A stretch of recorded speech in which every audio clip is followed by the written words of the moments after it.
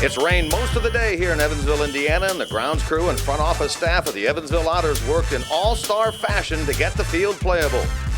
Tonight from Evansville, it's the 14th annual Frontier League All-Star Game presented by Fifth Third Bank.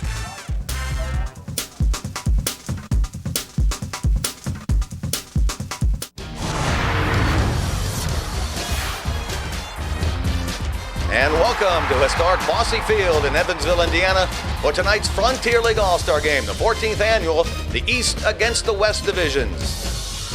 Hi everyone, I'm Jim Couch along with Matt Andrews, and welcome to Bosse Field. Frontier League game, the All-Star, the 14th annual between these two divisions, the East and the West. Matt, these games aren't so much about baseball strategy as they are about individual performances. No question about it, Jim. It's about everybody coming here, having a good time, performing at their best. Who knows what scout may be watching here in the stands. We've got a great bunch of fans that have flooded here to Bosse Field in Evansville. The weather, we're going to get a break. Should be a fun night.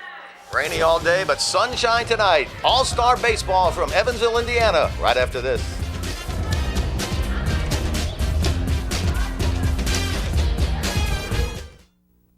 You spend your days coordinating logistics, monitoring cash flow, managing commerce, and motivating a less-than-interested workforce.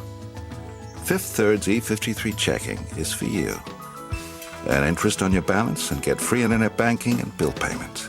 Because you have more important things to worry about, like your nightly dinner meeting. Working hard to be the only bank you'll ever need.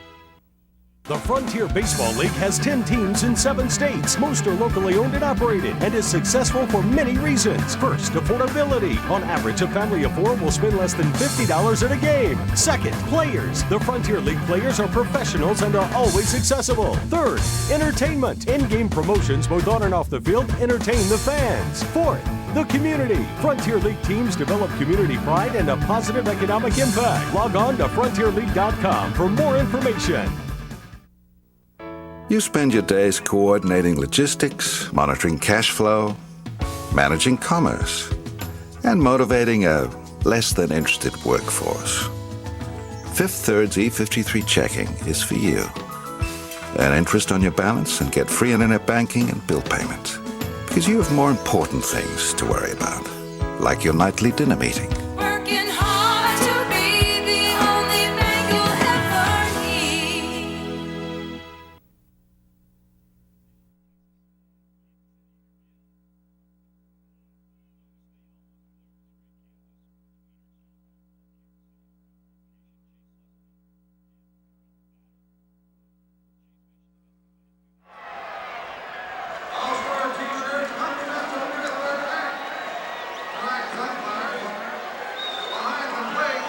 Welcome back to historic Bosse Field here in Evansville, Indiana. Well, Matt, somebody is looking down on this place today because there's no way you thought we would start on time, but everything's going to come off as planned, isn't it? It rained incredibly all morning, and they did a tremendous job prepping this field, and we're going to get a window here to get going and hopefully play unimpeded the rest of the way. 9-inning game tonight, which could go to a home run contest at the end. They had one earlier. They may have one at the end to decide the winner of this game. Who knows? You see, some of the standing water is still on the warning track area. When we left here this afternoon, just after lunchtime, there was a lot of water standing in the outfield. They've taken care of that. It's just a little bit on the warning track area now. Yeah, some of the booster club members, as I understand, was out. They were out with the vacuums in the outfield, helping to get the water swept up. And all systems are go here on this muggy evening in Evansville, Indiana. Umpires are meeting at home plate, and they're going over the ground rules with the managers. And we should have baseball, the 14th annual Frontier League All-Star Game. The umpires for tonight's game are Jeff Spizak, Jim Shalley, Dan O'Connell, and Scott Wilkerson. We had their pictures taken. You see the managers out there exchanging the lineup cards. These teams have been here before, so the managers pretty much know the ground rules over here, don't they? Yeah, they do, and it's a fairly symmetrical park. 315, beg your pardon, down the lines, and 385 to the alleys. Straightaway center is 415. Straightaway center is a whole other story, and I'm sure we'll touch on that as the evening goes. You see the umpire on the right, Jim Shalley, he's doing all the talking. He's been involved in this league, every year that it's been around, hasn't he? As I understand, every year that they've had an all-star game and that they have played at the break, Jim Shalley has been an umpire in the game. He's been with this league really since Bill Lee and company all got it going. Jim Shalley, we had the opportunity to sit with the umpires at the banquet last night. He's full of one-liners, isn't he? It was nice to get to meet those guys, and I believe Jeff Spizak is working his first All-Star game. He'll be behind the plate there. All right, let's take a look now at the manager of the East All-Stars from Kalamazoo. That's Jeff Isom. Both these managers, by the way, have been in this league for a while, but both are managing their current team for the first year, and they both get to come here and manage in the All-Star game, so that's pretty special. Jeff Isom had a successful run in Canton. He also had a very successful tenure in Washington with the Wild Things, and first year in that brand new ballpark up there at Traverse City. All right, let's take a look now at the East All-Stars, managed by Jeff Isom from Kalamazoo. He has his club right now in third place in the East Division. He has Matt Cooksey leading off in left field. Paul Rutgers is a second baseman. Ian Church, who won the home run contest here tonight, he's in center field and batting third. The cleanup hitter is Travis Garcia. He's at short. Nick Batkowski is at third base. And Justin Carroll will DH tonight. He'll bat sixth. Ray Gill is at first base. Brandon Ketron is the catcher. And Pete Pierman will be in right field for the East All-Stars. Jim, the name that jumps out there is the gentleman that won the home run derby, Ian Church. He leads the league in home runs with 15 here at the break, and he swatted a total of 4 in 2 rounds to win the All-Star home run derby. Here's a look at some of the derby. We had Ian Church, who won it. Jeff Goldbach of Evansville finished second. There weren't a whole lot of home runs hit in this derby. You've got to attribute that, Matt, to the thick air here tonight. Very humid. No question about it. But Ian Church snuck away. The hometown favorite Goldbach of Evansville could not quite match him in the finals. And Ian Church, fittingly, I guess, is the leader at the midpoint. He wins the derby. Ian Church hits 1 home run in the first round, 3 home runs in the second round, so it's a total of 4. Jeff Goldbach and Cody Farr of the Evansville and Ian Church and Jeff Goldbach, along with Ray Gill of Kalamazoo, those two each hit 1 in the first round, and they had to pick between the two, and you're going to pick Ian Church because he's the home run leader. At Kalamazoo Club, we'll get into this as the evening goes, but they hit a lot of home runs up there in their beautiful ballpark. Now the West Stars will take the field, and so we are just moments away from starting this game. If you're watching tonight and you're wondering, now how can I tell which team is which? The East team is wearing the dark jerseys. That's the team you see right there. They're on the third base side, and then the white team, that's the West Stars. They all have their white jerseys on. We were told at one point that there was going to be special jerseys, but thank goodness they're not. The whites are in the West, and the dark tops are the East, and there's the starter for the Garrett Bauer, the starter for the West team tonight. He's on the field, and he's had, like his opponent tonight on the mound to get started, Tony Casoli, a great ERA this year. 183 ERA. That's the 4th best in the league. In his 9 starts, 7 of those 9 starts, he's allowed 2 runs or fewer, and was very, very good in June, holding opponents under 200. So he's a rookie by this league status, and he'll take the mound at 3-3 for the Rockford Riverhawks, representing the West Division here in the first inning.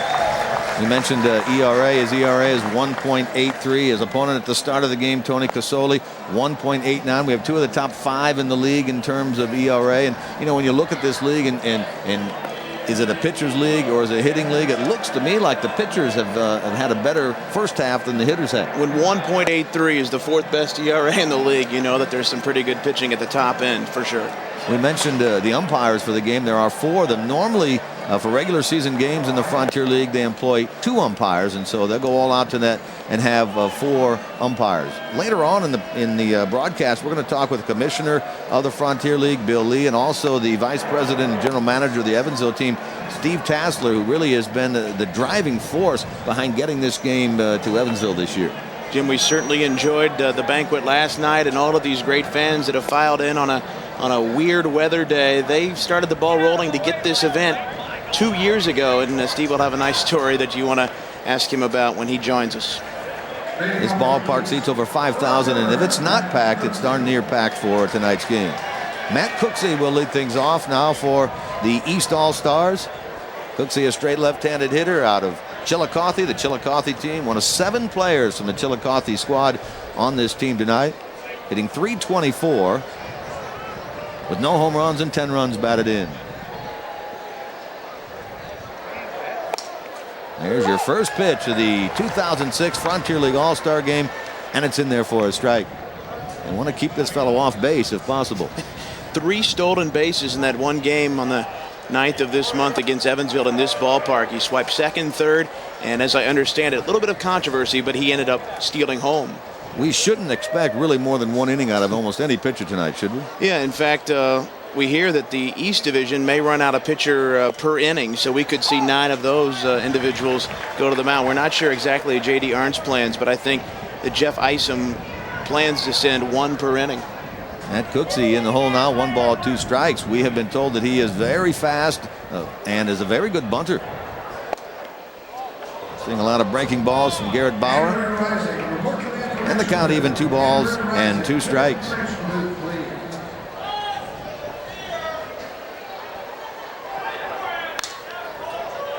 Late cut, foul ball out of play by Cooksey out of George Mason University is where he played his collegiate baseball.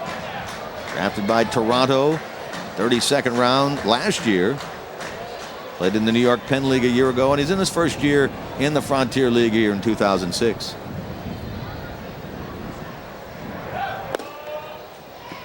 And the count runs full to the first batter of the 06 Frontier League All-Star game. Bauer, in terms of walks this year, has walked 25 in 59 innings. That's not the best of ratio right there. Into left and a base hit, and a good start for Jeff Isom's East squad. A leadoff man on, and now we'll have to keep an eye on Cooksey, who likes to run. Jim, as you said, on a 3-2 pitch there going the other way. 21 swipes and 24 attempts. Bauer put it right over the middle, and Cooksey went the other way. And the Chillicothe outfielder is at first to get this game going. Here's Paul Rutgers, the second baseman. Rutgers at .362. He leads the Frontier League in batting average coming into tonight's game. Couple of homers and 14 runs batted in. Weren't sure at the dinner last night whether he was going to play or not. He's been on the injury reserve list for the Chillicothe Paints. The top 2 players in the East lineup, both from Chillicothe. The third, this may be a pair. They get 1. And they get them both. A ground ball, 5-4-3 double play hit into by Paul Rutgers. You're not going to get much of a roll on balls here at the ballpark tonight, are you? No, it'll die, Jim, when it gets in that infield grass. Cooksey's speed couldn't break up the double plays. It's pulled right to Edwards, and he gave a little bit of a throw to wide side of the bag, but then Eikenson with a nice turnover to Goldbach, and just like that, after the leadoff single, 2 men gone. Good help behind Garrett Bauer, and the batter will be the center fielder, Ian Church. You mentioned that Church is the leader in the Frontier League in home runs. He comes into this game with 15. He's driven in 39, and he did win the home run contest prior to the game. 25-year-old from Tampa, Florida. Hitting .311.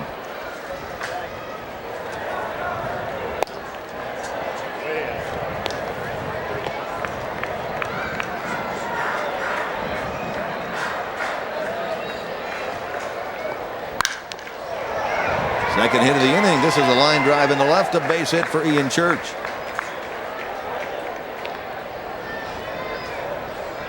Garrett Bauer, the left-hander for Rockford, has given up a couple of hits, got the pitcher's best friend.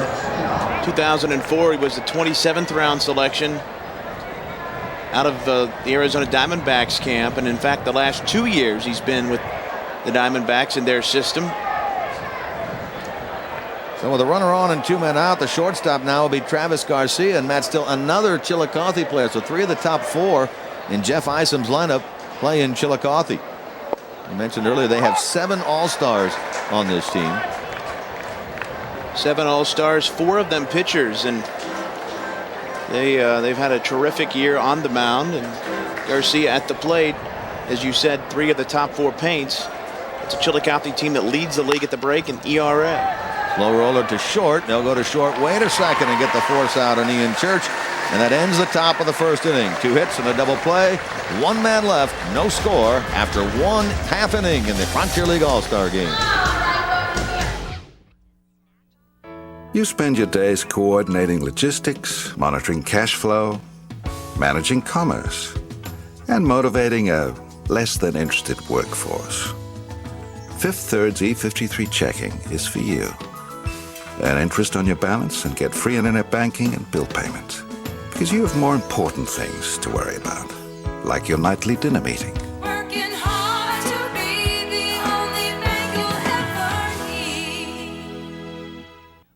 The Frontier Baseball League has 10 teams in 7 states. Most are locally owned and operated and is successful for many reasons. First, affordability. On average, a family of 4 will spend less than $50 at a game. Second, players. The Frontier League players are professionals and are always accessible. Third, entertainment. In-game promotions both on and off the field entertain the fans. Fourth, the community. Frontier League teams develop community pride and a positive economic impact. Log on to frontierleague.com for more information.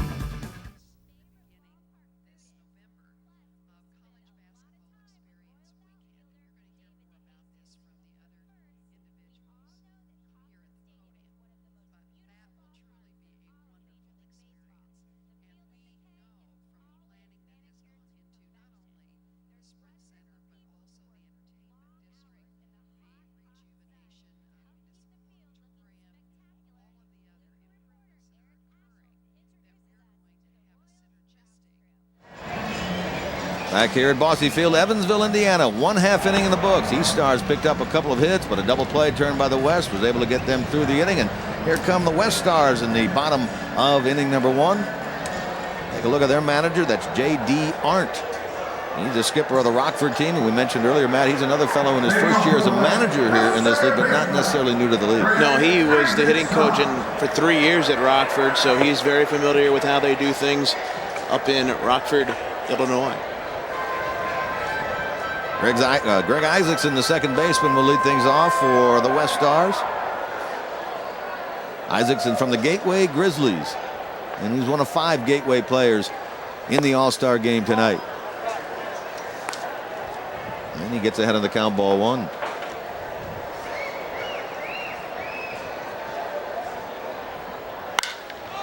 This one in the air towards center field. Ian Church is out there.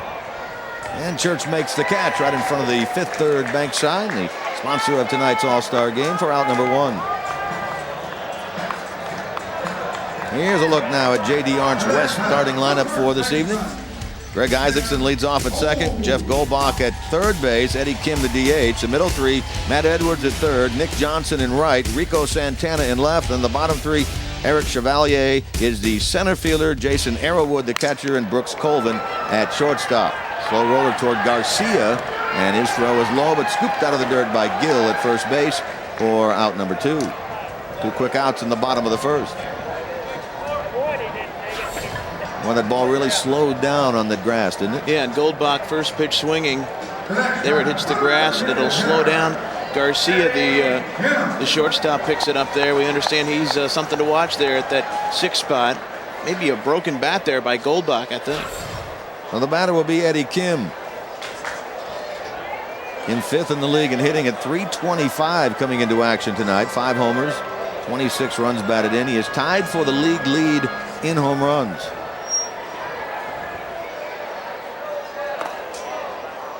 That one, Casoli misses inside for a ball. Tony Casoli, Matt, had a tremendous streak of scoreless innings earlier this year. 35 consecutive scoreless innings, including 3 complete game shutouts. And prior to that, he went 8 2/3. It's almost unheard of at any level. 4 complete game shutouts at the All-Star break. You know, he pitches at Traverse City. He comes all the way from New Jersey. It's amazing how these players from around the country get together to come to play in this league. First base side of the mound, and Casoli will make the play, and he has a quick and easy 1-2-3 bottom of the first. 1 complete here in Evansville, Indiana. No score. The Frontier Baseball League has 10 teams in 7 states. Most are locally owned and operated and is successful for many reasons. First, affordability. On average, a family of 4 will spend less than $50 at a game. Second, players. The Frontier League players are professionals and are always accessible. Third, entertainment. In-game promotions both on and off the field entertain the fans. Fourth, the community. Frontier League teams develop community pride and a positive economic impact. Log on to frontierleague.com for more information.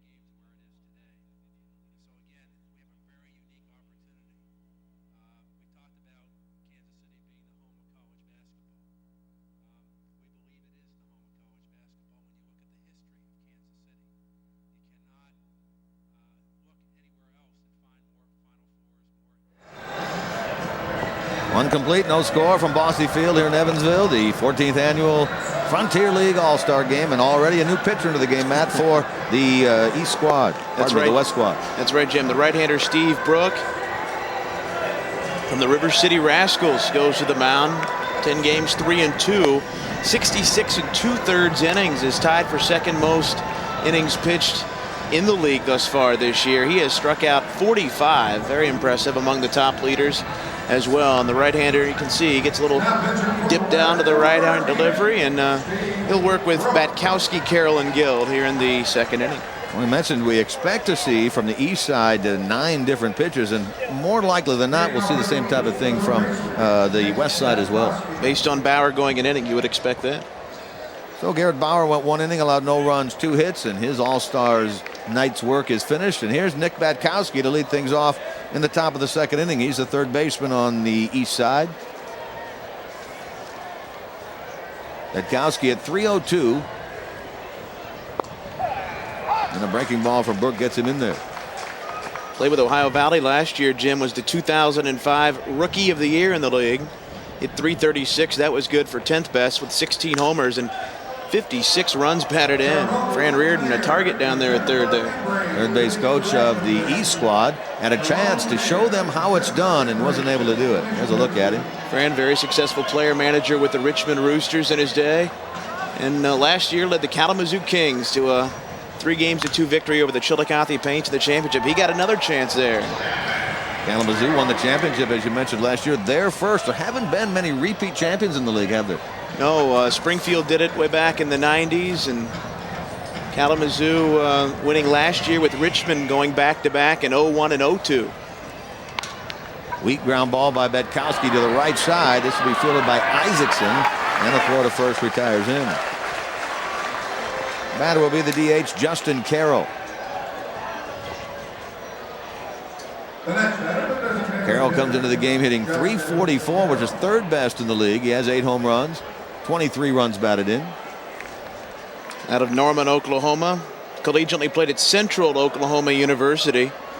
Played with the Canton Crocodiles in 2002, and then went to the Northern League for a couple of years, 03 to 05, before getting back in the Frontier League. Listed as the DH, playing in the DH role tonight, but during the regular season, he is a catcher.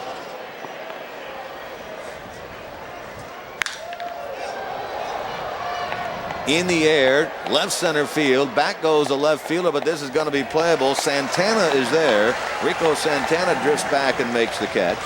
And there are 2 men out. As we watched him go back, you could see a little bit of water coming up. That probably more than anything else going to be a bit of a problem for the outfielders, isn't it? It'll definitely make them think twice, I would think. But nonetheless, the standing water, you can still see a little bit in right field, but not nearly what we had around noon today.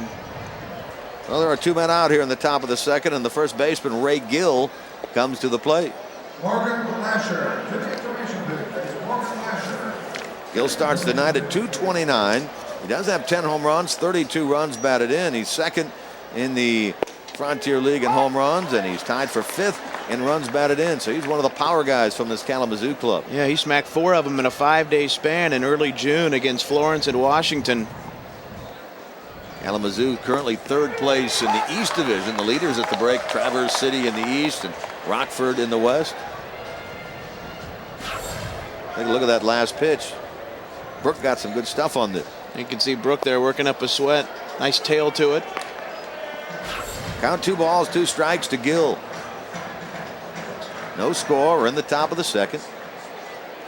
Hot, humid day here in the Evansville area. You can see, as Brook, Matt mentioned, working a lather up out there on the mound.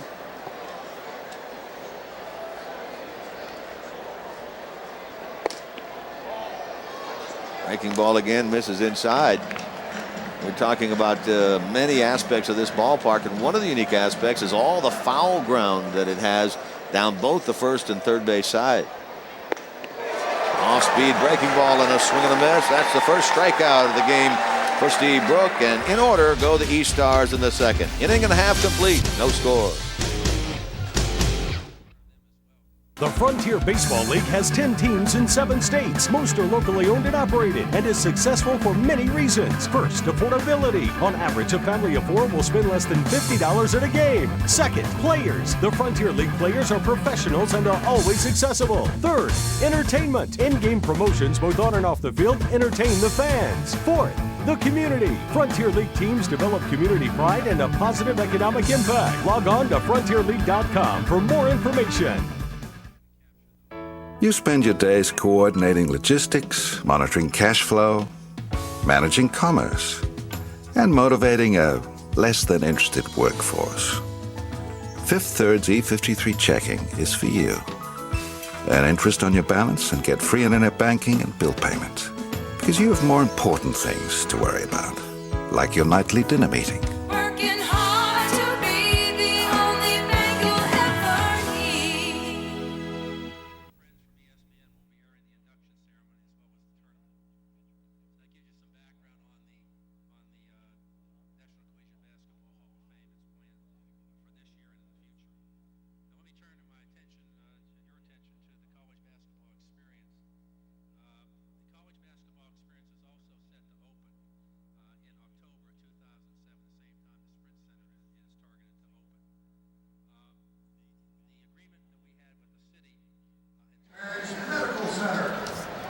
No, this is not a league of their own, although this is, of course, the famous ballpark where that movie and a lot of the baseball scenes were filmed. That's one of the Otter bells, right?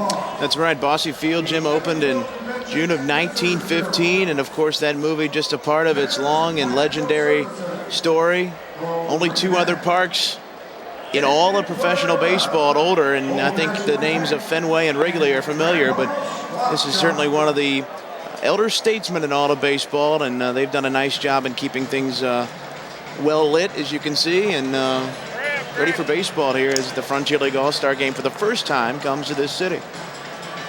New shortstop for the, new second baseman for the East team is Steve Young. He replaces Paul Rutgers at the second base spot, and there's your beach bum at second base, Steve Young. Leading things off in the bottom of the second will be Matt Edwards, the third baseman. Out of Mechanicsville, Virginia. And Edwards takes a strike. Edwards hitting .316, 8th in the league. Comes in with 6 homers and 31 runs batted in. Former star at the University of Notre Dame. He had a great career for the Irish, didn't he? Yeah, especially his senior year, Jimmy, with .353 with 14 homers, second best in the Big East, and 68 runs batted in, led the Big East. That was 1 year ago for the Fighting Irish. And yet his affiliated career didn't go nearly as well. Batavia last year in 42 games hit .187. Edwards called out, and he thought that was a little bit low. Gets that pitch from Kurt Hartfelder. Let's check it out. Jeff Spizak calling it at the knees and ringing up Edwards. New pitcher, by the way, is Kurt Hartfelder into the game, relieving Tony Casoli, the starter. Hartfelder, one of 4 Chillicothe pitchers, as we mentioned, from Upper Arlington, Ohio, just outside of Columbus. Nick Johnson, first pitch swinging, flies to left field. That ball caught out there by Cooksey. No, that's not the Nick Johnson from the Washington Nationals. He didn't just take a couple of days off and come down here. That's the other Nick Johnson from Prescott, Wisconsin. So quickly, 2 men out in the home second inning, and here's the left fielder of the West Stars, Rico Santana. Hartfelder on the mound, an interesting story in that he was the #1 pick by Mid-Missouri in 2005, as you see Santana stepping in, but this right-hander Hartfelder was released in the spring by Mid-Missouri last year, did not play last season. The Paint signed him in 2006, and what has he done? He leads the league in ERA, and he's 6-2, so that's quite an amazing story. And he's looking for a 1-2-3 inning. He's gotten a strike ahead of Rico Santana, playing for Rockford this year, played for Rockford last year, a native of New York City. And he's at a ball and a strike. This year, 5 homers, 23 runs batted in.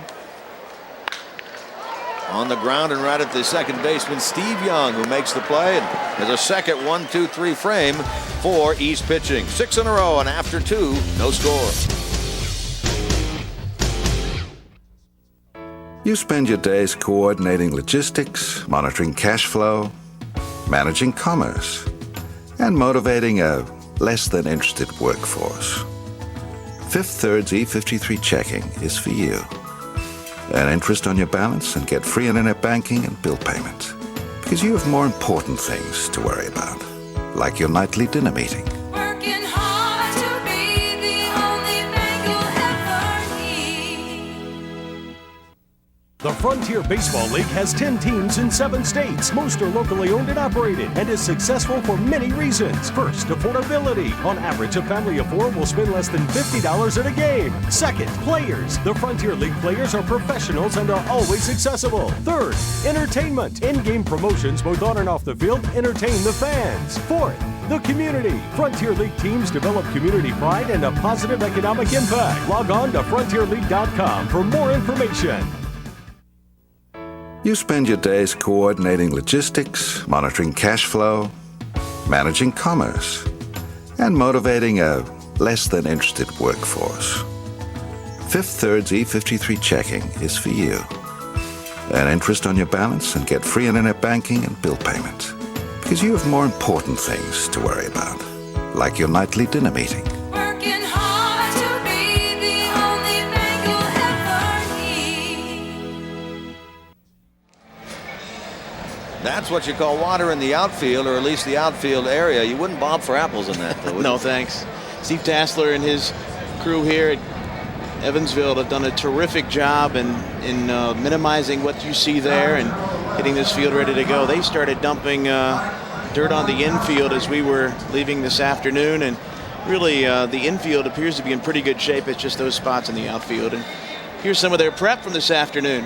That's the old shop vac from the garage. You get that out and you suck up that water out in the outfield. They had everybody working, didn't they? Including their booster club. I learned a couple of years ago, Jim, when I was in this league at Chillicothe, that the booster clubs in the Frontier League are very, very instrumental in the operation and success of these teams. The host families and all of the stuff that they offer, it's just tremendous. They are truly a community team, aren't they? No question. New pitcher now into the game. This is from Windy City. This is Mike Batkowski. He's a Thunderbolt, 2-3 this year with a 3.12 ERA, 47 Ks, you see, in 52 innings, has allowed only 1 home run in the 52 innings. Impressive work. 1 strikeout in 1 inning for Steve Brook, followed the shutout inning of Garrett Bauer, the starter for the West Club, who did allow a couple of hits. And here's Brandon Ketron, the catcher, to lead things off for the East.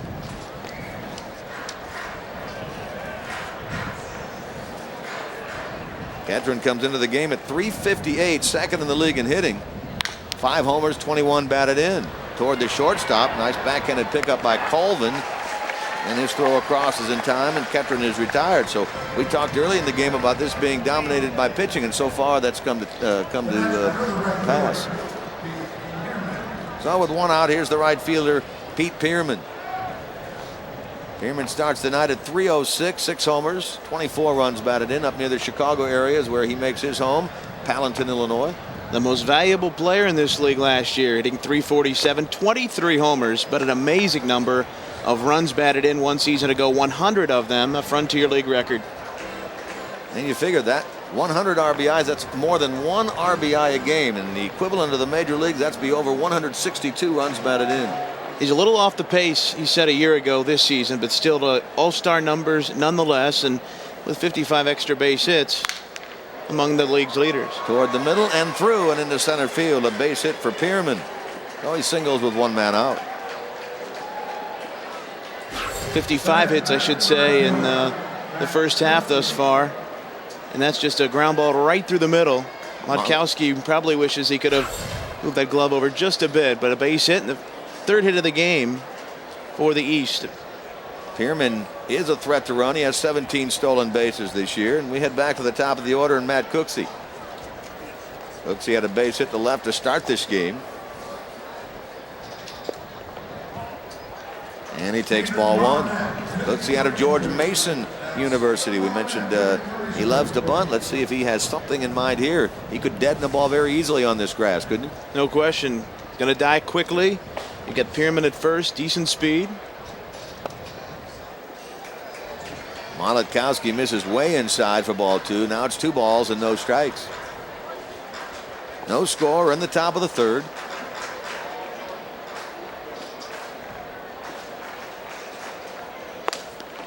And now ball 3. 3 balls and no strikes. Batkowski this year, 35 walks, first in the Frontier League in 52 innings. And now he's walked the first batter of this game. So he walks Cooksey, who's been on twice. And the first legitimate scoring threat of the evening, put on by the East squad. 2 on with 1 out. Batter will be Steve Young. He took over for Paul Rutgers after 1 at bat. Young comes in there. Took over at second base. He's made a play. Hometown of Los Angeles, Steve Young. Switch hitter. Of course, he'll bat lefty against this right-hander, Batkowski. 291 this year. He, like the guys ahead of him on base, very quick. He's not been caught yet this year trying to steal. And Batkowski misses inside, so 4 of the last 5 out of the strike zone. Now here's a guy at Matt, Steve Young, that he doesn't make it in baseball. He has other things going on. Went to Princeton, graduated in 2004 with a psychology degree. Here's one down and in, and it gets away from the catcher Arrowood, and back to the screen it goes. The runners move up to second and third. Let's take a look again at Batkowski's errant one here. That hit right off the glove of Arrowood, although he did have to reach across his body to try to get to that ball. They'll call that a wild pitch on Batkowski. Second and third with 1 man out. RBI chance here for Steve Young. Driven in 15. Another one out of the zone for ball 3. 3 balls and no strikes.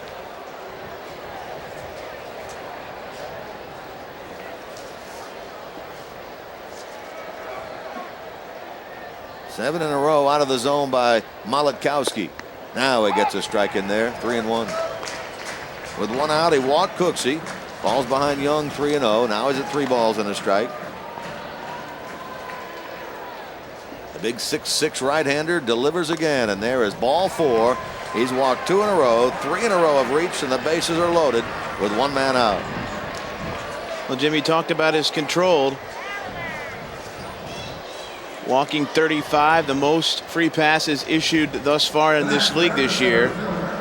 And while he has nearly a strikeout per inning, his walks are creeping closer to that strikeout total. Well, if you're Ian Church, you couldn't ask for a better scenario than this, could you? You've already won the home run contest for the All-Star game tonight, and here you come up there with a bases loaded 1 man out and a great opportunity to show what you do best. Yeah, a chance to stamp an early vote on maybe the All-Star MVP, but we're going to see J.D. Arndt now out to the mound, I believe, to try to settle down Batkowski, who has loaded him up with 1 out. And the skipper goes out to the mound. J.D. Arndt, the manager of the Rockford team. He was the hitting coach you were talking about earlier at Rockford for 3 years, and he has an awful lot of small college coaching experience in his history. Cuyahoga Community College in Cleveland, Missouri Baptist University, North Arkansas Community College. Yeah, he's been around in the community college ranks, and of course then as the hitting coach, as we said, the last 3 years at Rockford, the hitting coach in the past, now the manager of the Rockford Riverhawks, going out to try to settle down his guy. Riverhawk talks to the Thunderbolt. They get together on the mound and say, throw strikes, right? You throw too good of a strike to Ian Church and you could be in trouble. Well, let's see what Church does here. Bases loaded, 1 out. No score in the game here in the top of the 3rd. Breaking ball away, and I'm surprised he swung at that. Strike 1. Yeah, he was leaning for that pitch. Another look at it right here. Nasty break to that ball, and Church chased it. 8 of the last 9 out of the strike zone prior to that pitch. Yet Church did chase that one for strike 1. Big breaking ball that hung. It's hit in the air, deep toward left center field. That one has a chance, and yes, indeed, that's a grand slam home run for Ian Church. touch them all for Church and the runners aboard. Pierman, Cooksey, and Young, and it's 4-0 East here in the top of the third inning. He's writing a nice little story to this Frontier League for 2006, the All-Star game. Ian Church winning the home run derby, and bam, the hanging curveball. He hit it to left center and hit it deep. Chevalier went back in vain. 4-0 now. The East jumping on top. Really hung out there, Jim. Batkowski got himself into trouble with back-to-back walks, and then he pays for it big time there with the grand slam home run by Church. Here's Travis Garcia, the shortstop. Garcia hit into a force play his first time. Batkowski continues to have control problems. He misses there. It's 1 ball and 1 strike. He gave up only 1 home run for the first half of the season, and he gives up a big one here in the third inning in the All-Star game. 1 home run in 52 innings during the first half of the Frontier League season, and yet a big one there to Church. He is ahead here. 1 ball, 2 strikes to Garcia. Another foul ball out of play. Repeat All-Star Travis Garcia. He plays in this game. Last year we mentioned with Ohio Valley and later to Chillicothe. .332 a year ago. Led the league in doubles and extra base hits 1 season ago. We've seen Batkowski, it appear, start with his fastball early, couldn't get it across, and now he's gone to a lot of breaking stuff. There's a fastball that's popped up. Not much ground behind home plate, but this one is playable, and it is caught. Although he fell to his knees, that's Arrowood. Jason Arrowood almost lost his balance, then did lose his balance, but he caught the baseball. Here's a good look at it. Good concentration, flipped the mask aside. Sometimes with the new hockey style masks, they'll keep the mask on, but he flipped that one aside and hung with it, reached back to get it and record the second out. J.D. Arndt now has come out of the dugout from the first base side, so they're going to make a pitching change here in the top of the third inning. So Mike Batkowski is finished for the night. He'll step aside, as will we. Come back with more Frontier League All-Star Baseball from Evansville right after this. You spend your days coordinating logistics, monitoring cash flow, managing commerce, and motivating a less than interested workforce. Fifth Third's E53 checking is for you. Earn interest on your balance and get free internet banking and bill payments. Because you have more important things to worry about, like your nightly dinner meeting. Working hard to be the only bank you'll ever need. The Frontier Baseball League has 10 teams in 7 states. Most are locally owned and operated and is successful for many reasons. First, affordability. On average, a family of 4 will spend less than $50 at a game. Second, players. The Frontier League players are professionals and are always accessible. Third, entertainment. In-game promotions both on and off the field entertain the fans. Fourth, the community. Frontier League teams develop community pride and a positive economic impact. Log on to frontierleague.com for more information. 4-0 the score in favor of the East, and there's the 4th pitcher already for the night for the West. That's Dave Dowling. Left-hander Dowling, a Rockford Riverhawk. This year 4-1. Very nice 1.50 ERA in 22 games, and a very stingy opponents against at 178. A K per inning. That we've now seen all the left-handers we're going to see tonight, right? Yeah, I think so, Jim. The East Division only right-hand pitchers, and with Dowling and Bauer pitching already in this game for the West, we'll see nothing but right-handers from here on out. Well, Mike Batkowski, who gives up the grand slam, he is out of the game. Gives up 4 runs, 2 hits, 2 walks in 2/3 of an inning. Dave Dowling takes over. 4-0 the score in favor of the East. J.D. Arndt from the Rockford Club discusses it with one of his coaches. Dick Batkowski will lead things off here against Dowling with 2 men out. So Dowling's job here is to keep it 4-0, get 1 more out here in the top of the 3rd. Batkowski grounded out to the second baseman his first time.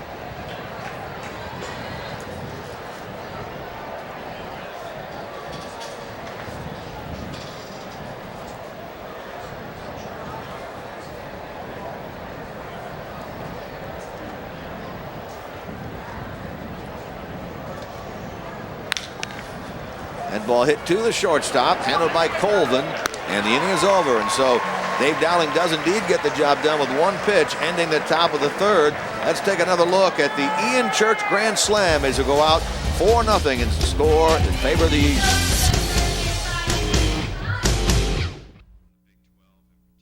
The Frontier Baseball League has 10 teams in 7 states. Most are locally owned and operated and is successful for many reasons. First, affordability. On average, a family of 4 will spend less than $50 at a game. Second, players. The Frontier League players are professionals and are always accessible. Third, entertainment. In-game promotions both on and off the field entertain the fans. Fourth, the community. Frontier League teams develop community pride and a positive economic impact. Log on to frontierleague.com for more information.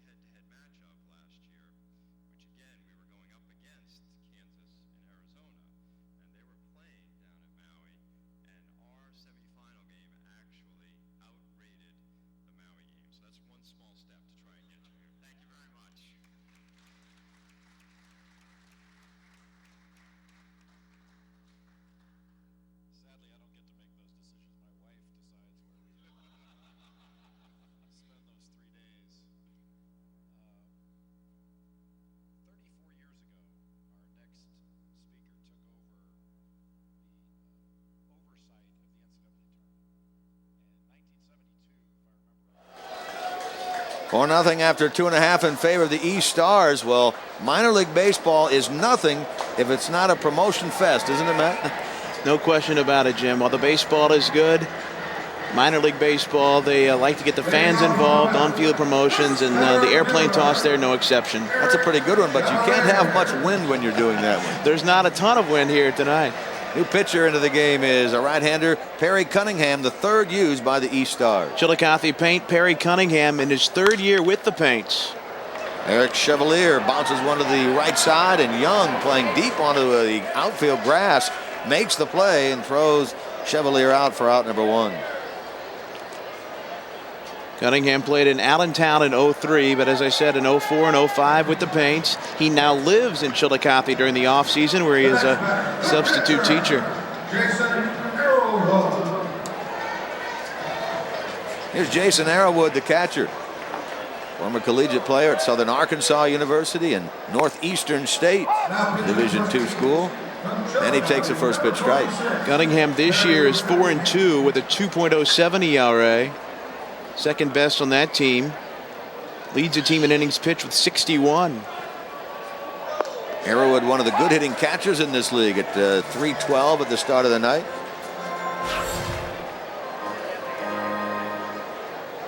Cunningham gets the big breaking ball in there. Now misses with another one. 1 ball, 2 strikes. Top of the 4th inning, we're going to visit with the commissioner, the only commissioner that this league has ever had, Bill Lee. Here he chased one off the plate. Arrowood out on strikes. Second out of the inning. And let's watch this one as Arrowood chases it off the plate. Game with the breaking ball earlier. This is just the hard stuff away from Cunningham, and he placed it perfectly, and Arrowood back in the dugout as the West still searches for that first base runner. Yeah, no hits, no base runners yet against the trio of Tony Casoli, Kurt Hartfelder, and now Perry Cunningham. Third pitcher used tonight for the East squad, their manager Jeff Isom. And there's strike 1 against Brooks Colvin, the shortstop. Colvin at .246, a homer and 15 driven in. Last year at the Midwest League, Jim played at West Michigan at .230 with 33 RBIs. 2004 selection for the Tigers in the 13th round. He played 04 and 05 as well in the Tiger system. We have Southwest Missouri State and Southeast Missouri State represented in this game tonight, and Colvin represents Southwest Missouri State in Springfield, Missouri. On a breaking ball, they catch a break, and that ball hit right to the shortstop, and Garcia will throw him out, and there's another 1-2-3 frame. After 3, we have no score. When we come back, the commissioner of the Frontier League, Bill Lee. The Frontier Baseball League has 10 teams in 7 states. Most are locally owned and operated and is successful for many reasons. First, affordability. On average, a family of 4 will spend less than $50 at a game. Second, players. The Frontier League players are professionals and are always accessible. Third, entertainment. In-game promotions both on and off the field entertain the fans. Fourth, the community. Frontier League teams develop community pride and a positive economic impact. Log on to frontierleague.com for more information. You spend your days coordinating logistics, monitoring cash flow, managing commerce, and motivating a less than interested workforce. Fifth Third's E53 checking is for you. Earn interest on your balance and get free internet banking and bill payments. Because you have more important things to worry about, like your nightly dinner meeting. Working hard to be the only bank you'll ever need.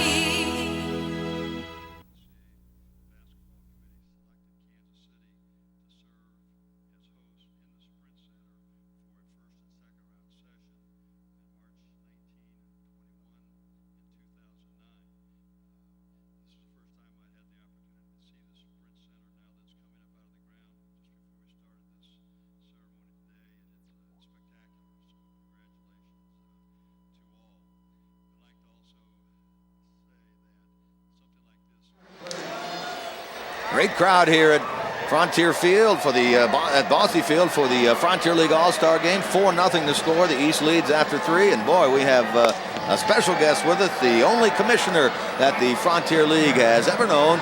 Bill Lee is with us. Bill, welcome in. I know it's been a hectic 2 days, but now you can relax and enjoy baseball. Right? It has been very hectic with the weather we've had, but it's been a lot of fun, Jim, and it's always great to see you, my friend, and we've known each other for many years, and I'm very proud to have you and Matt on the broadcast here tonight, and we're on the telecast, I should say, and we're just very happy to be here and be on Fox, and we thank everybody for taking part in this. You know, you said last night at the banquet, don't worry, we're going to play on time, and I'll be darned if you weren't too. I didn't know you were like that. Well, you know how I am. I mean, you know, getting games in is something that I really enjoyed doing, and it was kind of fun today when they talked about they wanted a committee to put it together, and I said, okay, here's the committee of 1. We're going to play.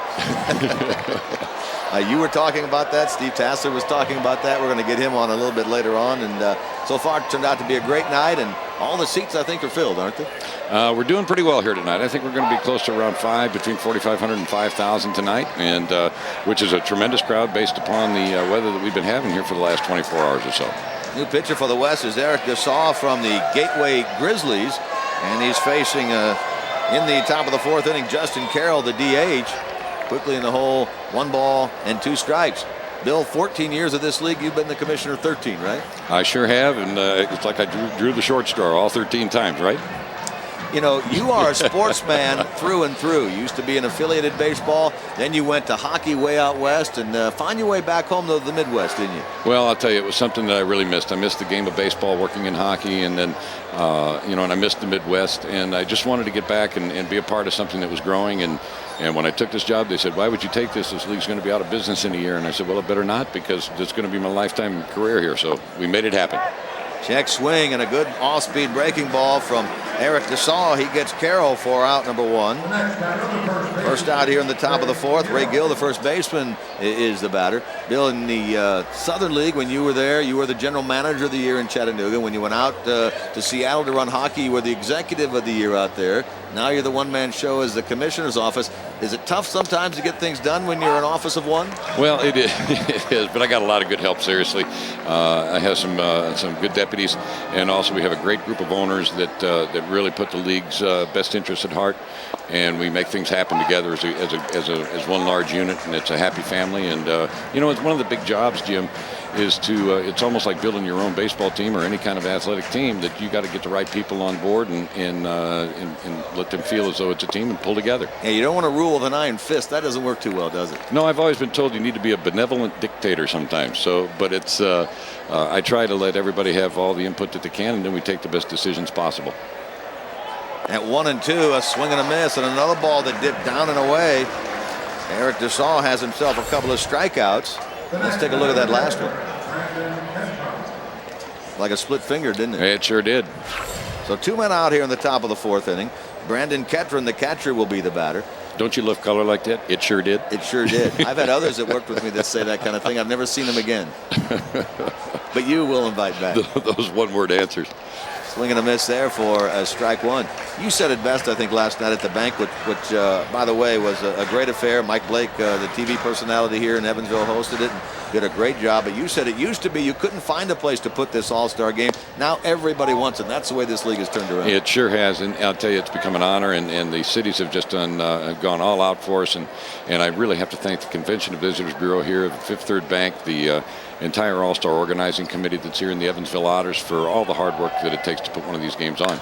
At 2 strikes, a pop-up, and Ketron has hit this ball on the infield. It'll be handled by the third baseman. Over there is Edwards, and he makes the catch. And Bill, thank you very much. Thank you, Jim. Commissioner of the Frontier League, Bill Lee. Middle of the fourth, 4-0 East. You spend your days coordinating logistics, monitoring cash flow, managing commerce, and motivating a less than interested workforce. Fifth Third's E53 checking is for you. Earn interest on your balance and get free internet banking and bill payments.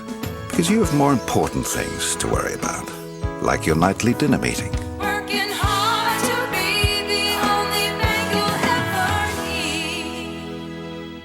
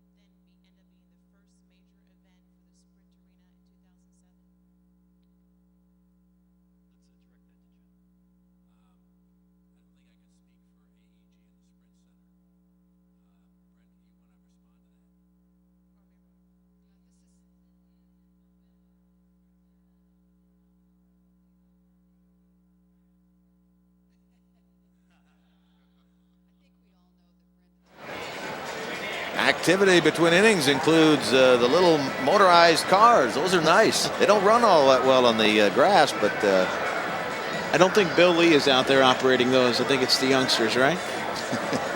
bottom of the fourth inning now, and another new pitcher on. Steve Shippey comes into the game. 4-2 this year with the Traverse City Beach Bums, one of 7 All-Stars for Traverse City. 3.38 earned run average. He has a complete game and a shutout in 8 starts. Last year played in Joliet. Pretty good story regarding he and the manager of the Beach Bums, Jeff Isom. Jimmy played for them, played for Jeff Isom last year at Joliet, released by Jeff Isom as we understand it. Had a good winter in Australia winter ball and earned a tryout, and Traverse City signed him, and he's back with Jeff Isom playing in the Beach Bums brand new ballpark. You know what that tells you? It's good to know people. That's right. As a look at Steve Shippey, the new pitcher on the mound, and leading things off here in the bottom of the fourth is the top of the order again for J.D. Arns Club, Greg Isaacson. They're not only looking for their first run, they are looking for still their first base runner of this game.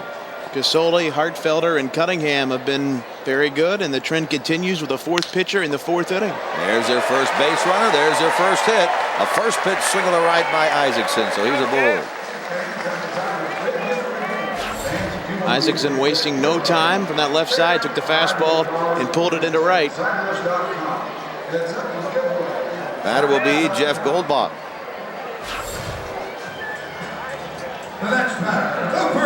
Goldbach out of Princeton, Indiana. 0 for 1. He grounded out to the shortstop his first time. Former Northern Leaguer. A lot of these guys you'll see Matt play in this league have also played in the Northern League in the past. And Goldbach's a veteran. He was first drafted by the Cubs in 1998. He's worked his way up the chain of the Frontier League's eligibility system, and he's a veteran now. He's caught over 500 games in his career. Interesting that the Frontier League has found its own niche in independent ball, as that ball hit into center field, handled out there by Ian Church for out number 1. when you hear of veterans like the Ricky Hendersons of the world, they come out of the Atlantic League. They come out sometimes of the Northern League. They even come out sometimes out of the West Coast area. But this league is more about guys who, as Bill Lee has put it to us, kind of fall through the cracks and are still looking to get into affiliated ball and make their way to the big league. No question. In fact, no player in the league can turn 27 years of age before January 1st. And of course, they've got the rookie and 1 year, 2 year, and veteran classes. But 27 is the top. Here's Eddie Kim with a runner aboard and 1 man out. Bottom of the 4th. A grand slam home run by Ian Church. The big blast of this game, that came back in the top of the 3rd. To the right side, diving first baseman Gill can't get it. On into right field, turning the corner is Isaacson. He'll get to 3rd, and it's 1st and 3rd with 1 out. And just like that, the West will have the tying run in the on-deck circle as Matt Edwards comes up. Well, Eddie Kim, one of 2 players this year in the league to have a 5-hit game. He did it against Chillicothe in early June. He pulls that one into right. And a little bit of a West rally here for the cleanup batter, Matt Edwards, as you take another look at that base hit into right by the DH from River City, Eddie Kim. Did a good job of keeping back his weight on that pitch, and then you saw Gill, who was holding the runner on, got a slow step off the base, allowing that ball to get by him. And here now is Matt Edwards, who took a called 3rd strike his first time. Edwards, one of the local heroes, an Evansville Otter. They seem to get, for some reason, all the big applause, don't they? I wonder why. Big cut there, trying to make it a 1-run game. Matt, you said beforehand it might confuse you a little bit because Evansville now plays out of the West Division. Back when you were in this league as a broadcaster in Chillicothe, they played out of the other division. That's right. They were in the East Division for a while and made the switch over to the West, and now this 10-team league. Into left, that's a base hit. West is on the board. Matt Edwards comes up with the RBI single, and that's 3 hits in this inning against Steve Shippey, and it's a 4-1 game in favor of the East. 3 singles in between a fly to center. Edwards lined that one just out of the reach. Batkowski, the 3rd baseman, diving for it there.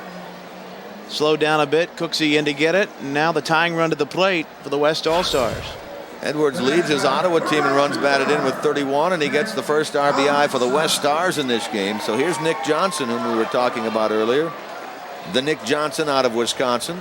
Big guy, 6'4", 225. Like the Major League Nick Johnson, a left-handed hitter. And that's ball 1.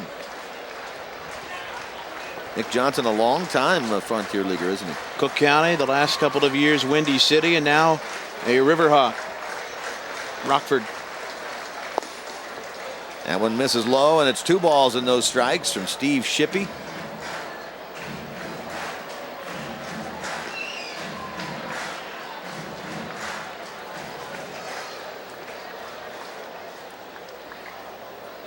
Johnson representing the tying run in the game.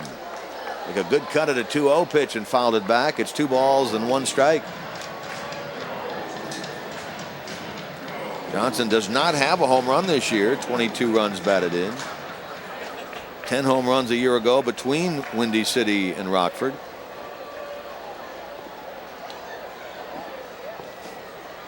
His Rockford team leads the West Division right now at the All-Star break. Double play ball towards short. They'll get 1. And they'll get another. That's a double play. The first turned by the East tonight, and it gets them through the bottom of the 4th inning. But the West is on the board, and after 4, the East leads 4-1. You spend your days coordinating logistics, monitoring cash flow, managing commerce, and motivating a less than interested workforce. Fifth Third's E53 checking is for you. Earn interest on your balance and get free internet banking and bill payments. Because you have more important things to worry about, like your nightly dinner meeting. Working hard to be the only bank you'll ever need.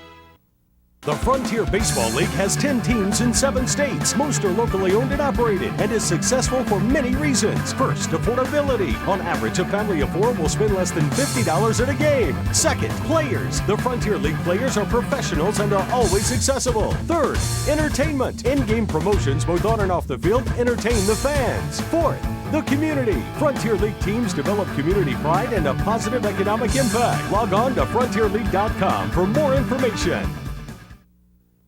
You spend your days coordinating logistics, monitoring cash flow, managing commerce, and motivating a less than interested workforce. Fifth Third's E53 checking is for you. Earn interest on your balance and get free internet banking and bill payments.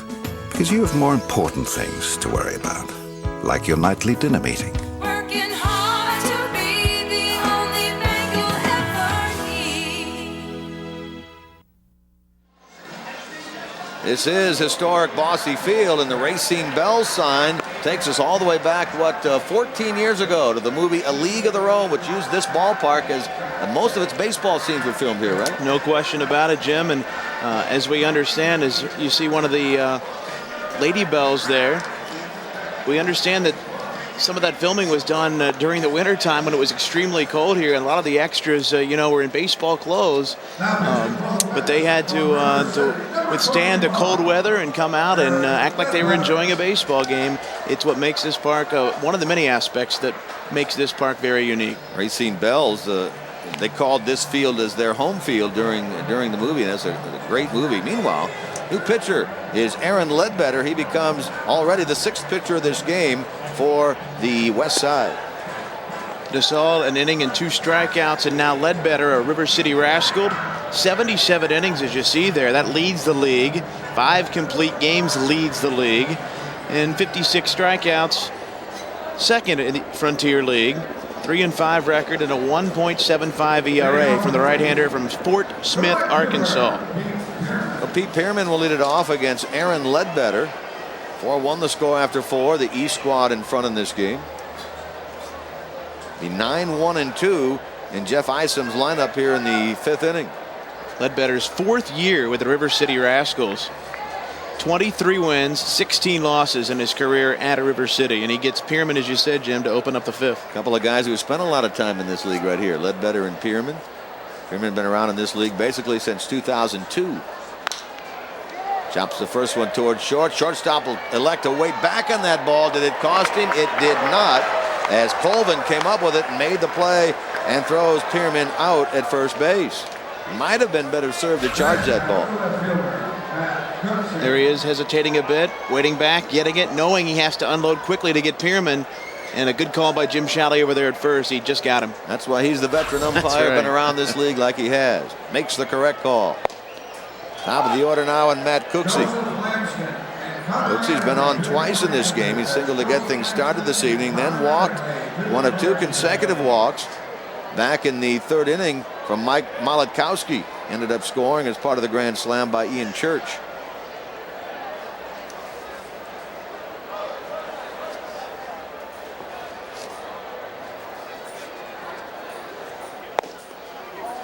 Breaking ball there. Cooksey started to go, held up, takes a ball. 1 ball and 1 strike.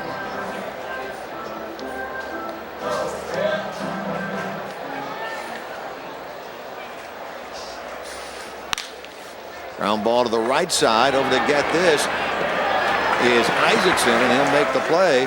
Throw Cooksey out for out number 2. Matt Cooksey is from the Chillicothe team, as we'll take another look at this play made here by Isaacson. Step onto the outfield grass to make the play. They have a new setup in Chillicothe with the sports turf covering the entire field. It's the first professional ballpark in the country to have such a setup, isn't it? No question. Dr. Hanners and company really with a great effort to improve that field and that surface, the first of its kind, even home plate in the mound. Complete artificial turf. Steve Young pops it up in a quick and easy 5th inning for Aaron Ledbetter. Middle of the 5th, 4-1 East. The Frontier Baseball League has 10 teams in 7 states. Most are locally owned and operated and is successful for many reasons. First, affordability. On average, a family of 4 will spend less than $50 at a game. Second, players. The Frontier League players are professionals and are always accessible. Third, entertainment. In-game promotions both on and off the field entertain the fans. Fourth, the community. Frontier League teams develop community pride and a positive economic impact. Log on to frontierleague.com for more information. You spend your days coordinating logistics, monitoring cash flow, managing commerce, and motivating a less than interested workforce. Fifth Third's E53 checking is for you. Earn interest on your balance and get free internet banking and bill payments. Because you have more important things to worry about, like your nightly dinner meeting. Working hard to be the only bank you'll ever need.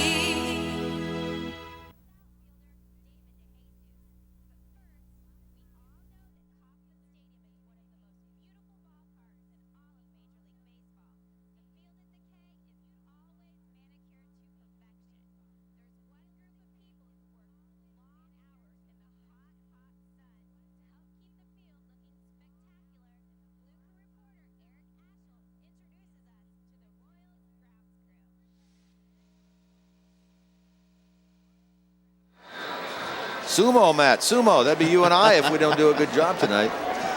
Kevin Rao may even join in.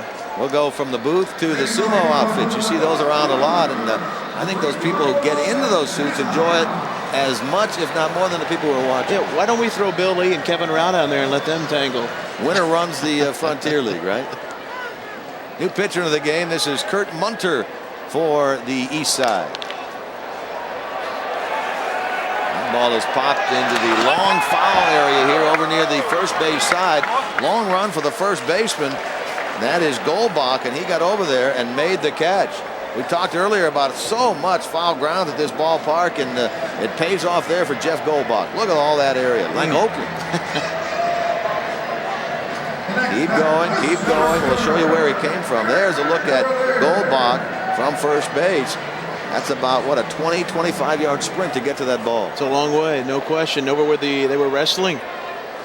Luckily, there was nothing left on the warning track area. Munter pitching. He's a Florence Freedom right-hander for Jamie Keefe in the Florence Ball Club. Bouncing ball through and a base hit into center field. Clay Blevins is our new catcher. Blevins out of Traverse City. New left fielder is Chris Brown. He is also a Florence Freedom player. And so Brown in left and Blevins behind the plate with Munter pitching. There's a look at our new left fielder, Chris Brown.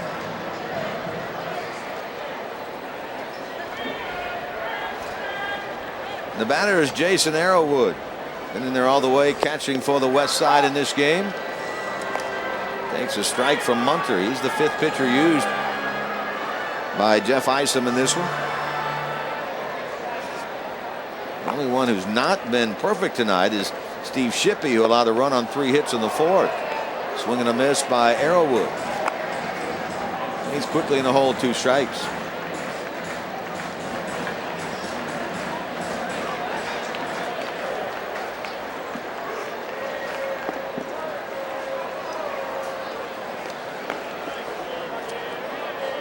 Kurt Munter with a 7-3 record, tied for the league lead in victories. This right-hander from Florence, 2.79 ERA, is 10th best in the league. That tells you how good pitching is at the top end. Arrowood chased one there, low and outside from Munter, and he gets the strikeout. Out number 2 here in the bottom of the 5th. The shortstop Brooks Colvin will come to the dish. Munter has 7 of the team's 19 wins. Florence at 19-26. Last couple of weeks, though, they've been playing much better. Traverse City leading that East. Chillicothe a game out. Kalamazoo right there, 3.5 out. Then Washington, and then the Freedom. Little flare behind the second baseman. That'll be caught by Young. And there's a 4-batter bottom of the 5th for the East Side. After 5, Frontier League All-Star game. The East leads 4-1. The Frontier Baseball League has 10 teams in 7 states. Most are locally owned and operated and is successful for many reasons. First, affordability. On average, a family of 4 will spend less than $50 at a game. Second, players. The Frontier League players are professionals and are always accessible. Third, entertainment. In-game promotions both on and off the field entertain the fans. Fourth, the community. Frontier League teams develop community pride and a positive economic impact. Log on to frontierleague.com for more information.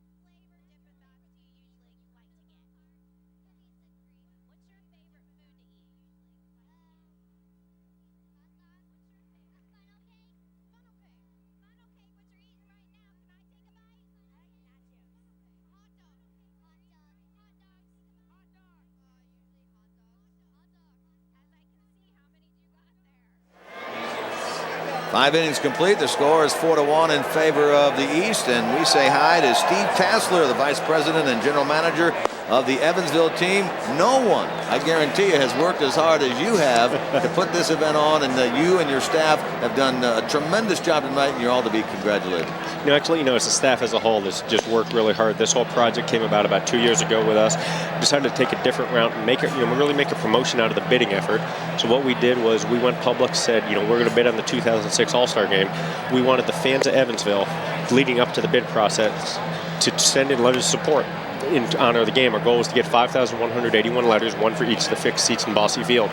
We spent about 4 months doing that. We toured all over town, basketball games, community events, Kiwanis Club, any place would take us. We went out there, had letters mailed in, and we got it. It was just real impressive.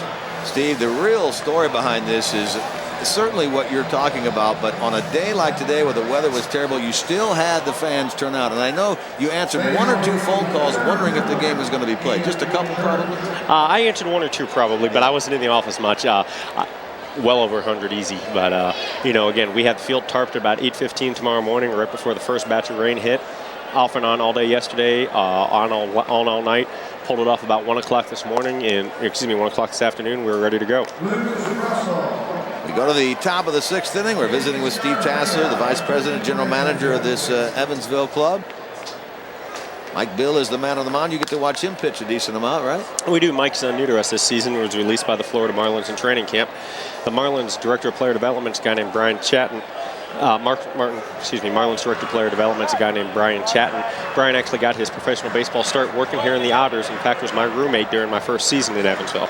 As Ian Church with his grand slam earlier that gave the East a 4-0 lead back in the 3rd. He's up there now. He's been in the game all the way. He's 2 for 2. And we had the question asked of us earlier that we did not have an answer to, and you're the guy that can supply that answer. Is there an MVP named for this game? Yes, there is. It's the Alex Gammas Award, and actually a bit of a tragedy story. Alex was a player for the Portsmouth Explorers in the league for the 1995 season, selected to the All-Star game, and unfortunately killed in a car accident on his way to the game. So since that point, the All-Star MVP has been called the Alex Gammas Award in his honor. Church well on his way to potentially getting that tonight. He's 2 for 2 with that grand slam home run. Always nice to see the fellow who was supposed to hit the long ball, right? Exactly. Ian was a key member of the home run derby we had before the game as well. He takes a strike at 3 balls and 1 strike. It's 3-2. He did a great job on the gala last night at the Executive Inn here in town. It was well attended, and everybody looked like they had a good time. Thank you. We really need to, along with the Otter organization, we need to thank the Evansville Convention and Visitors Bureau, who did such a tremendous job. The committee, Mary Lee Fowler and Bob Whitehouse from the Visitors Bureau headed up. About 10 people, 10 civic leaders from Evansville. We've been working on this game since about last September, meeting at least once a month, and really came all together. It's one thing to put on a season, but it's another to put on an all-star game because it's really almost like an entire season in itself, isn't it? It is. It's a bit of a different challenge. We tried as a staff to maintain our focus and say, it's another game. Let's not get overwhelmed by it. We're going to do what we can. And, the staff here we have in Evansville is just tremendous and really did a great job.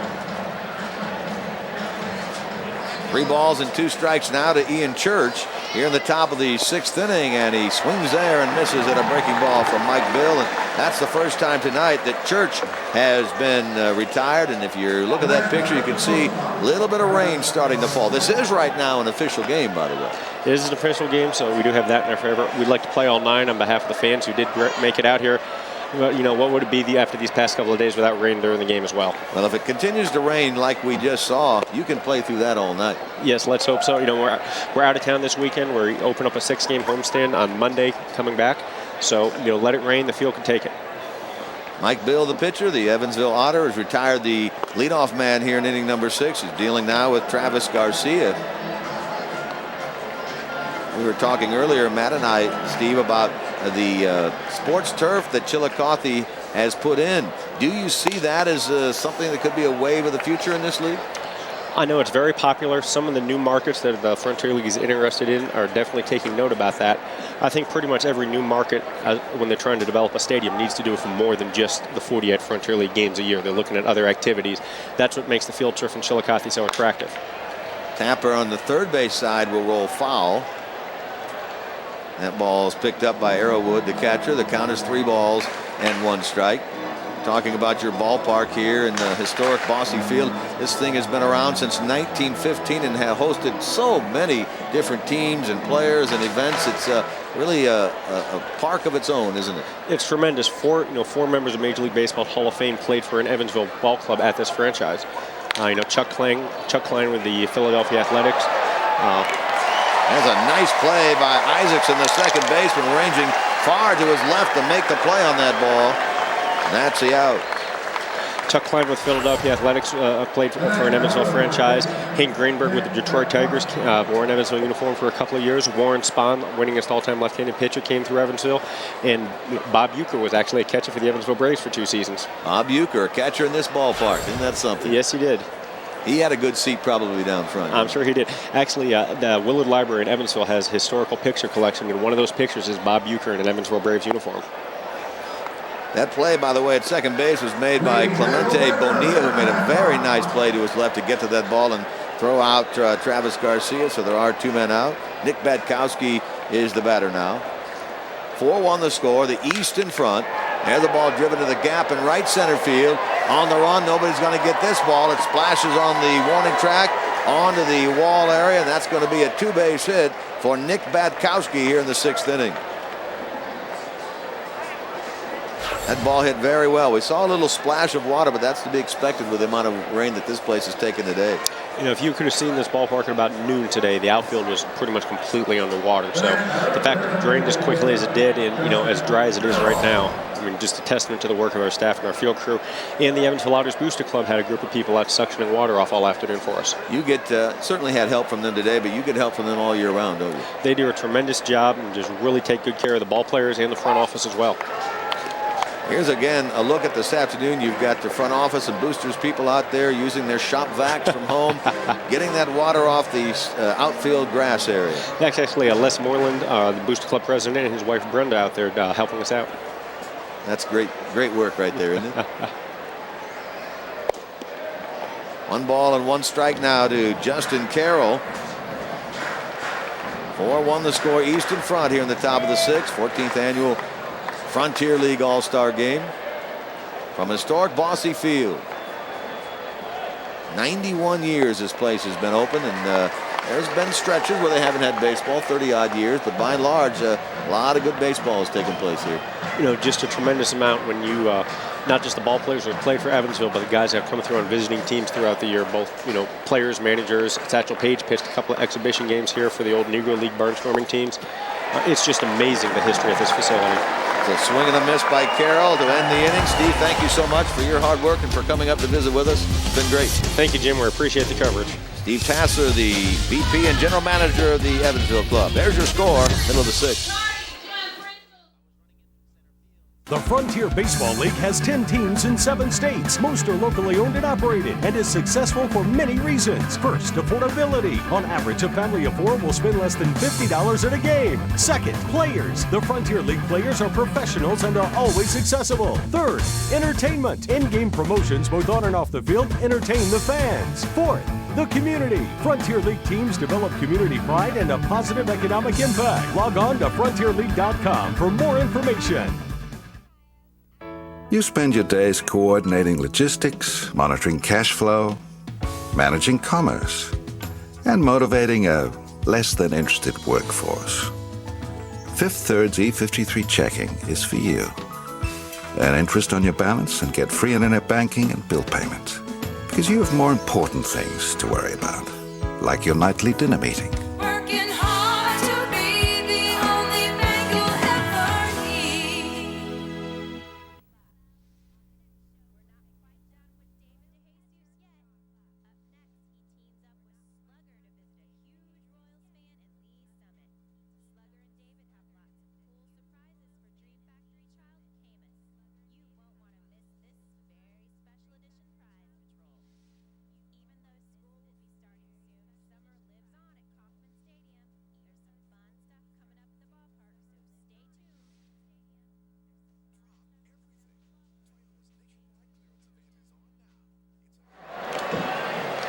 Here's a look at your line score in this game thus far. The big 4 spot in the 3rd for the East. The West gets their lone run of the game thus far in the bottom of the 4th. We play into the bottom of the 6th inning now from Evansville, Indiana. And a new pitcher on is Hunter Davis for the East team. He becomes their 6th pitcher. Hunter Davis, big right-hander from Traverse City, 2-2 with a 2.32 ERA. Leads the team in appearances, 2nd in the Frontier League with 22 games. He pitched last year for the Richmond Roosters, franchise no longer with us. They actually have a couple of teams right now on hiatus for this year in the league. One is Mid-Missouri, another was Ohio Valley. They've had different numbers throughout the years. Right now sitting at 10, but the league has had 12 teams in the past. They'd love to get up to 16 and have 2 8-team divisions if at all possible. And that's certainly something that could happen in the future. Clemente Bonilla, who made a nice play at second base in the last half inning, leads it off here in the top of the 6th. He's at 1 ball and 1 strike. And he takes that one out of the zone. It's 2 balls and a strike. Clemente Bonilla hitting .297 on the year with a homer, 9 runs batted in for the Windy City Thunderbolts. You can see the rain falling in the background. He takes strike 2, 2 balls and 2 strikes. This is a fellow who got into professional baseball 4 years ago, and he was a non-drafted free agent signed by the Cincinnati Reds. Portola Hills, California. On the ground and foul past first base. You can see all the fans down there in the tented picnic table area down both the right and left field sides here at the ballpark. There's one of the Otter Bells. Chase down that ball to the second baseman, and that ball is caught by Young. Hard hit by Clemente Bonilla, but out. First out in the 6th inning. Take a look again here at Hunter Davis. He drops way down. Look at that arm angle, and what, a foot or so, maybe even less than that from the top of the pitcher's mound on the drop down, and gets the humpback liner. Most pitchers who end up throwing like that at one time or another have had shoulder problems, don't you guess? I would say so. And have had to revert to that kind of style.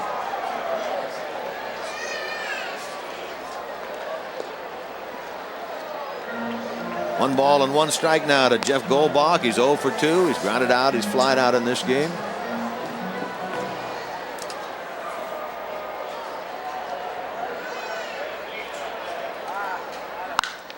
That ball ripped down the left field line, and that is a foul ball. Close but foul. Called down there by the third base umpire, Scott Wilkerson. There's a look at Scott.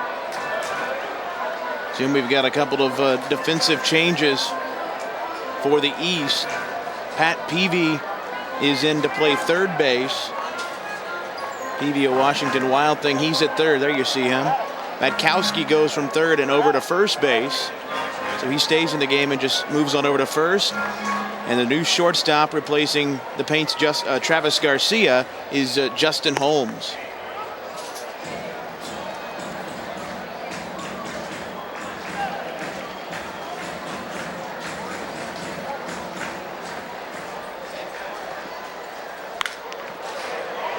That ball hit into left, and that's a base hit. Base hit off the bat of Goldbach, so he's on for the first time. Just the 5th hit of the game for the West Side. Another look at that submarine style of Hunter Davis.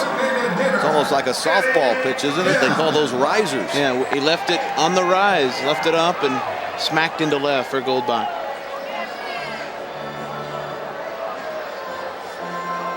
Batter now is Big Eddie Kim. One of the 3 hits the West picked up in that 4th inning when they scored their only run. And he takes ball 1 outside.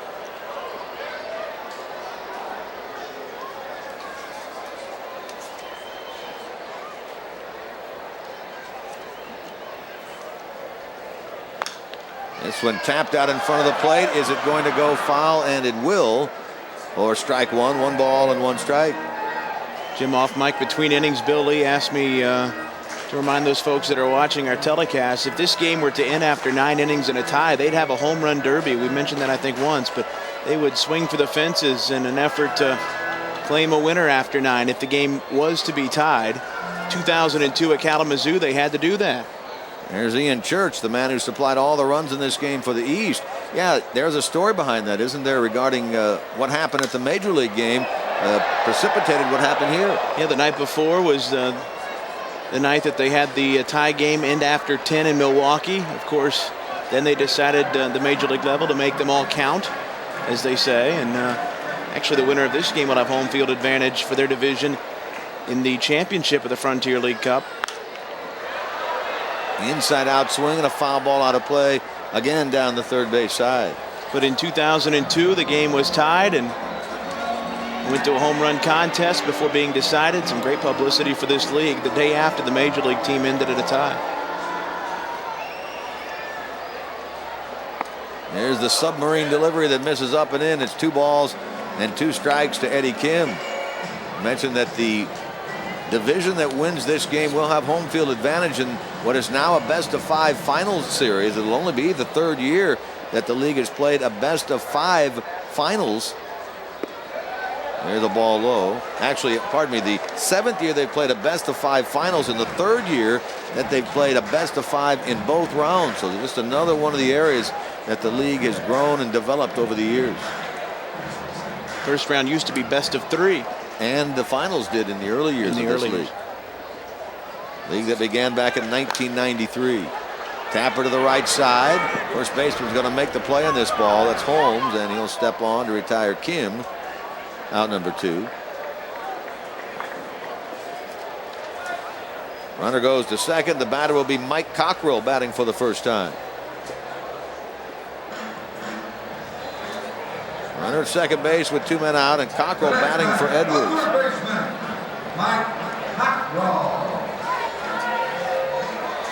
And we're going to check out now. We do have the runner staying at first base. Kim stays at first and second with 1 man out. Cockrell is the batter. He hits a double play ball to the second baseman. They get 1, they get 2, and the inning is over. We'll attempt an explanation as to what happened and hopefully come back with that when we return. Meanwhile, after 6, it's the East 4 and the West 1.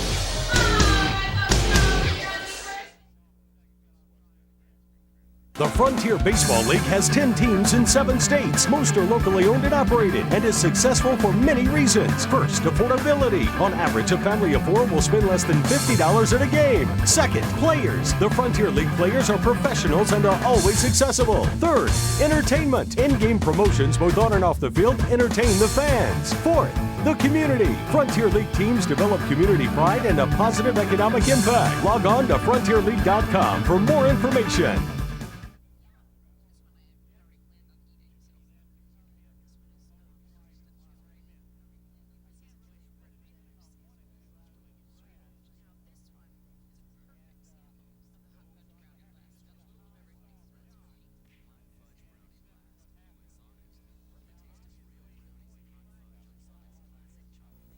You spend your days coordinating.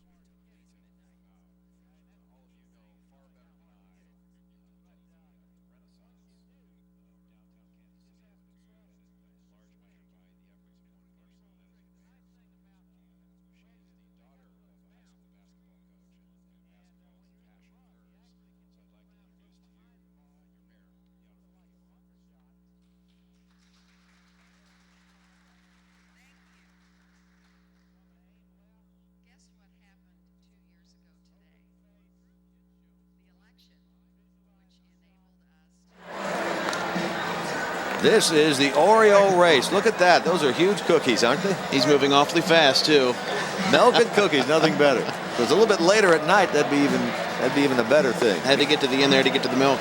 Meanwhile, new pitcher into the game for the West Side, Mike Marksbury. Marksbury, a right-hander from Rockford, has finished 18 of the 19 games he's appeared in. Does have 8 saves. First season as a closer. He went a couple of weeks in June, appearing, allowing no hits. Native of Cincinnati. Played last year with Florence Freedom and played in 04 with Florence, but now a Riverhawk, one of 7 in this All-Star game for Rockford. Matt Peeby will lead things off against Marksbury, as both teams have made multiple changes in this game. We'll see Peeby bat for the first time. We'll see Clay Blevins bat for the first time following him, and then Pete Pierman. 6 inning totals read 4-5-1 for the East, 1-5-0 for the West. And there's a look at Peeby. Pat Peeby, he has one of those extra protective guards on his left chin area. Don't know the story exactly behind that, but it appears from seeing that in the past that he may have gotten one up in the chin area via a foul ball earlier this year. But here's Pat Peeby hitting .259, 6 homers, and 41 runs batted in. Took a big cut at that one, fouls it out of play. Peeby collegiately played at Santa Clara University and then was drafted by the Astros in the 33rd round, 2002. He leads the team and the league, Pat Peeby, for the Wild Things in runs batted in with 41. I wonder where some of these teams are located. We talk about the Windy City Thunderbolts. They're out of the Chicago area, Crestwood, Chicago. River City is O'Fallon, Missouri. Gateway Grizzlies. They're in up in Illinois, in the Chicago area. Gateway, of course, that brand new stadium over near the St. Louis area. Oh, I'm sorry, I said Chicago. Bordering River City. It's a nice little rivalry going over there. They've got a beautiful ballpark. Short porch and right. Traverse City is in Michigan. I know they're hoping to expand and put some more teams up in that area. Washington Wild Things, that's Washington, Pennsylvania. And then Florence Freedom, that's Florence, Kentucky, up near Cincinnati, where they have a relatively new ballpark. New stadiums in this league, and of course we talked about the Chillicothe renovation of their field. Bill Lee and his staff developing. They've just done an incredible job the last decade. One hopper with a lot of spin on it out near the second baseman. That ball handled out there by Clemente Bonilla. Throws out Peeby for out number 1. The next batter, the catcher, Clay Blevins. And we see Clay Blevins bat now for the first time. Blevins took over the catching duties for Brandon Ketron. Blevins hitting .312 with a homer and 14 runs batted in.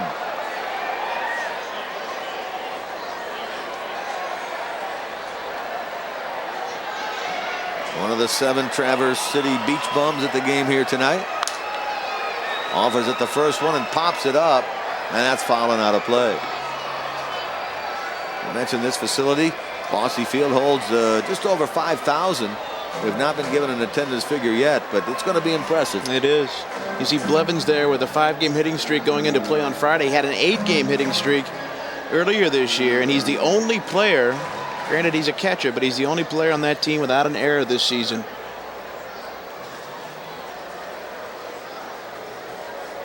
He's trying to solve this right-hander Mike Marksbury. Drops a breaking ball in there for strike 2.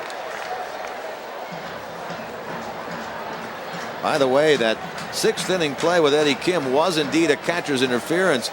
So an error is charged to the catcher Blevins. And the runner is awarded first base. Here's a line drive to center, and Blevins, who had the catcher's interference call against him, singles in the center, so he's on with 1 man out. The next batter, the right pitcher, Pete Blevins with his first plate appearance. Got the fastball right over the middle. Lined it into center field. Marksberry will get Pierman now, who is 1 for 2. And Pierman one of, 4 that are still in this game that started for the East Division.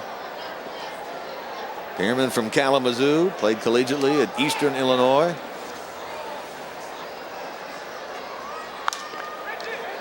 One thing we have seen in this game is aggressive hitting. There's no sitting back and taking a strike, is A there? lot of first pitch swinging.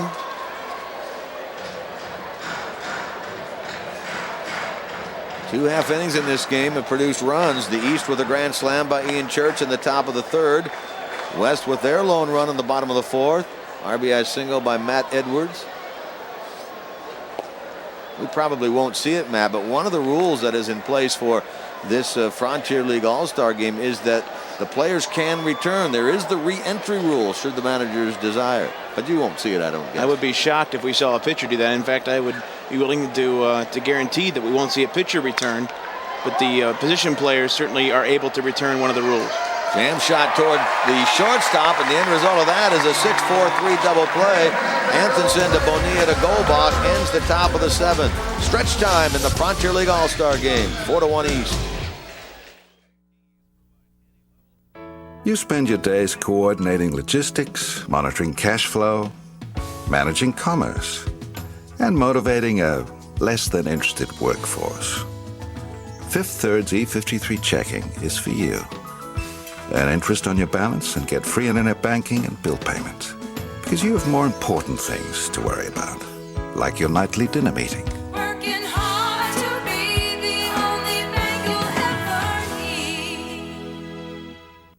The Frontier Baseball League has 10 teams in 7 states. Most are locally owned and operated and is successful for many reasons. First, affordability. On average, a family of 4 will spend less than $50 at a game. Second, players. The Frontier League players are professionals and are always accessible. Third, entertainment. In-game promotions both on and off the field entertain the fans. Fourth, the community. Frontier League teams develop community pride and a positive economic impact. Log on to frontierleague.com for more information. You spend your days coordinating logistics, monitoring cash flow, managing commerce, and motivating a less than interested workforce. Fifth Third's E53 checking is for you. Earn interest on your balance and get free internet banking and bill payments. Because you have more important things to worry about, like your nightly dinner meeting. Working hard to be the only bank you'll ever need. That's not Harry Carey. We thought Harry Carey sang "Take Me Out to the Ball Game" in the middle of the 7th inning. Everybody does their Harry Carey imitation. Those young ladies enjoying themselves at the game tonight, as are most of the fans. Nick Cavanaugh, meanwhile, becomes the new pitcher, the 7th of the game used by the East Side tonight. Glenn Wilson, Johnny Ruffin, the Paints pitching coach, very high on Nick Cavanaugh, right-hander from Redlands, California. Again, one of 4 pitchers for Chillicothe in this All-Star game. His 61 strikeouts leads the league. Opponents are batting only 147 against this right-hander who collegiately played at the University of Redlands in California. Leading off from the west, right fielder, Eddie Gasford will lead things off. Eddie Gasford out of Avert College, Division III school, hitting .265 on the year, a couple of homers and 20 runs batted in. He starts him off with a fastball. He's laid on it. He pops it up down into shallow right field. Going out to get that ball is Young. Steve Young makes the catch in 1 pitch, and Gasford is retired, out number 1. And again, batting for the first time, another new entry into this game for the West Side. This is Beau Blacken, another one of the local heroes. Beau Blacken from the Evansville team. And the 4 players, 3 of which are infielders, playing in this game for Evansville. We had a chance to meet Beau's mom, who was in from Washington. He was with Chillicothe in 04 and 05 and was traded at the All-Star break last year to Evansville, or near the All-Star break. He was a Frontier League All-Star for the Paints, and then after the All-Star break, traded here to Evansville. That was a big move that propelled the Paints on to the championship series. We mentioned Chillicothe a couple of times, but the Bears repeating that they are the only team, Matt, that is the original team from the Frontier League back in '93, right? That's right, Jim. In fact, Richmond, who left last year, they were not one of the originals, but they had been around a while. They got a couple of championships, and the Paints are still in search of that first one, but they have been here since the beginning. And I know Billy and folks would tell you that they're one of the main reasons that this league continues to kick. As you see a nice slider here from Kavanaugh. Took something off, and look at the batter way out in front of that. Blacken. Off the table, right? Only the fourth strikeout by East pitching in this game, and with 2 men out, Chevalier, who has played the entire game out in center field for the West Side, is up there now. He's 1 out of 2. He taps that one foul for a strike. Out of the University of Utah. And a workhorse for the River City team. He's played in 44 games for them this year. 44 of their 45 as that ball is fouled out of play. Chevalier, an interesting story. College in 2004 at Utah, hit for the cycle against Brigham Young University in a 17-inning game his senior season.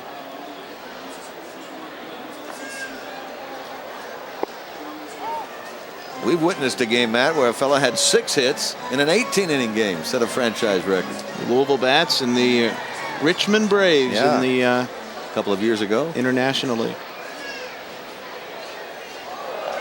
That one slips out of the hand of Kavanaugh.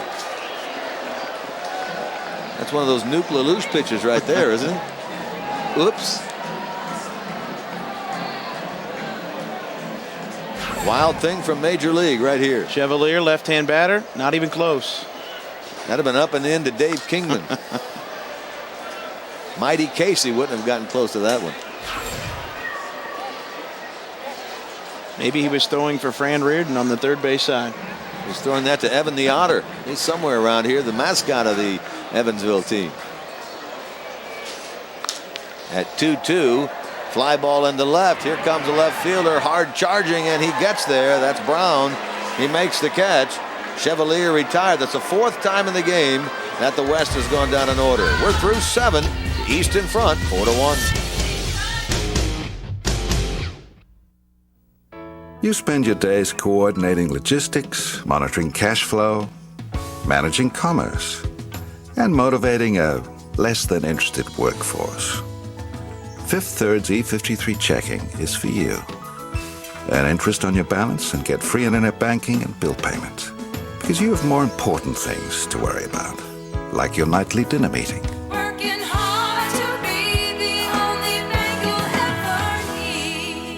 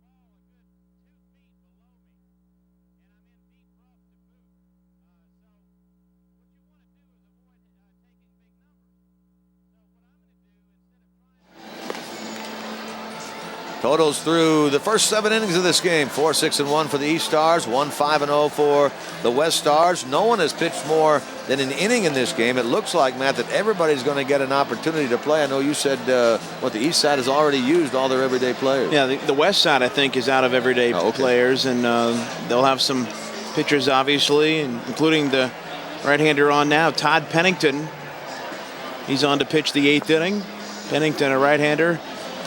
For the Gateway Grizzlies, there you see his numbers. 14 games, 0-1 with a 3.45 ERA, 12 saves, tied for the league lead. Opposition hitting .218 off the right-hander from McClure, Illinois.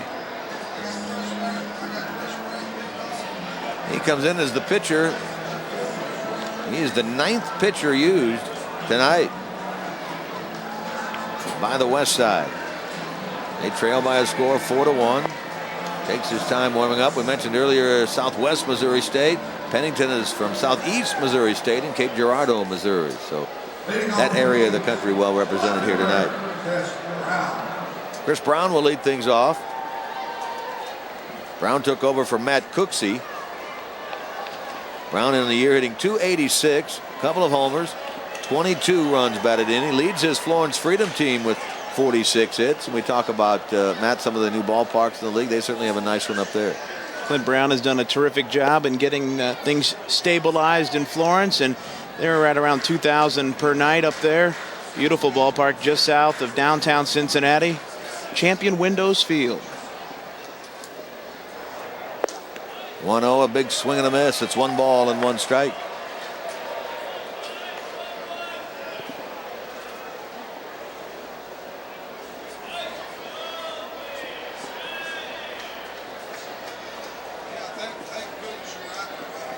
Chris Brown played his collegiate ball down in Florida at a couple of schools down there. Played at Hillsborough Community College and then at Florida Gulf Coast University, 2 years each. Non-drafted free agent signed by the Twins back in '04. Playing in his first year in the Frontier League this year, Chris Brown.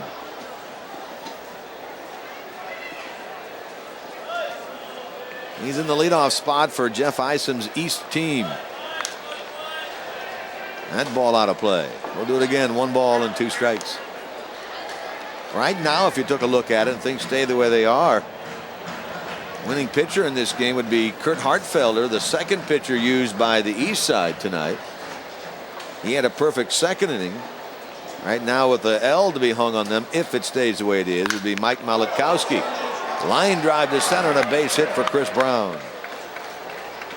7th hit of the night for the West, and they get the leadoff man on. He sat on that pitch nicely and drove it back up the middle. Fastball looked to be right over the middle. Brown lines it into center field. And that's tally number 7 for the East team. They're the visitors technically in this one. So here's Steve Young. Talked about him earlier, the Princeton grad with the psychology degree. Switch hitter, takes ball 1 high.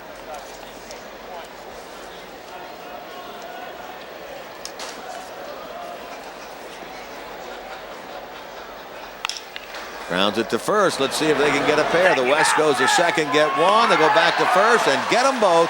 That's a hard to turn 3-6-3 double play hit into by Steve Young. The 3rd double play turned by the West tonight. 3-6-3. Goldbach starts it. Spins around to the shortstop Anderson, who returns it back just in the nick of time to get Steve Young, who runs well. And as you said, Jim, the 3rd twin killing turned by the West this evening. Now here's Ian Church. 2 out of 3. He struck out his last time. Singled back in the 1st inning. Hit the grand slam home run to left center in the 3rd. Supplied all the offense for the East tonight. All the offense that is counted in terms of the runs. This home run in the 3rd.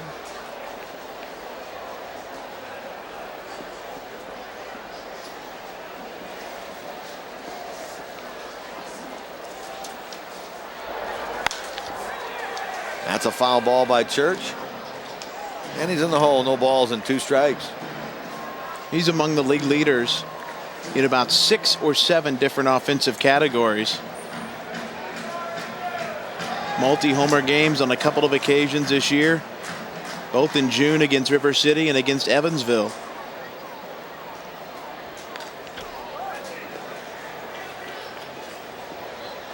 He stays alive. The count stays no balls and 2 strikes.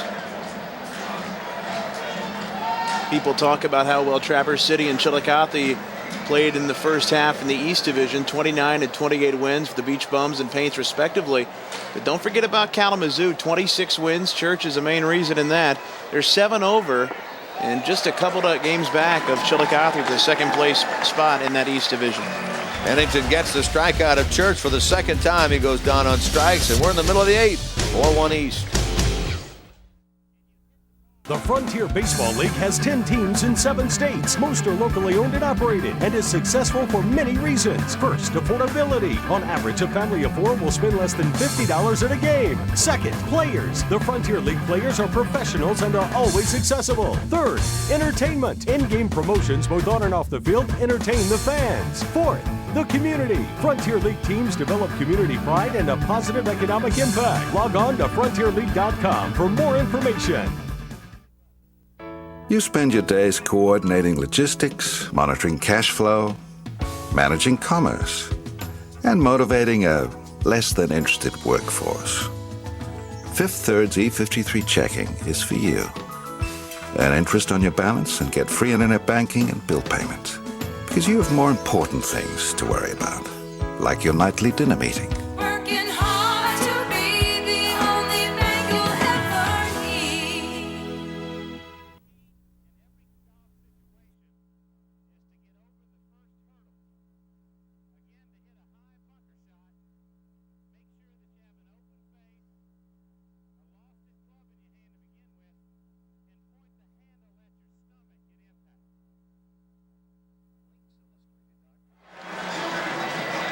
And moving rapidly along, it's the bottom of the 8th.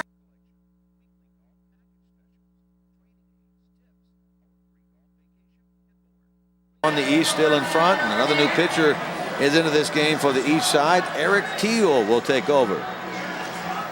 Chillicothe Paint right-hander, 2-2 in 17 games, 7 saves with a 3.15 ERA. The right-hander from Plymouth, Indiana. Continues to throw. First batter he will face will be Gooby Gurlitz, and there in itself is an interesting story as we'll watch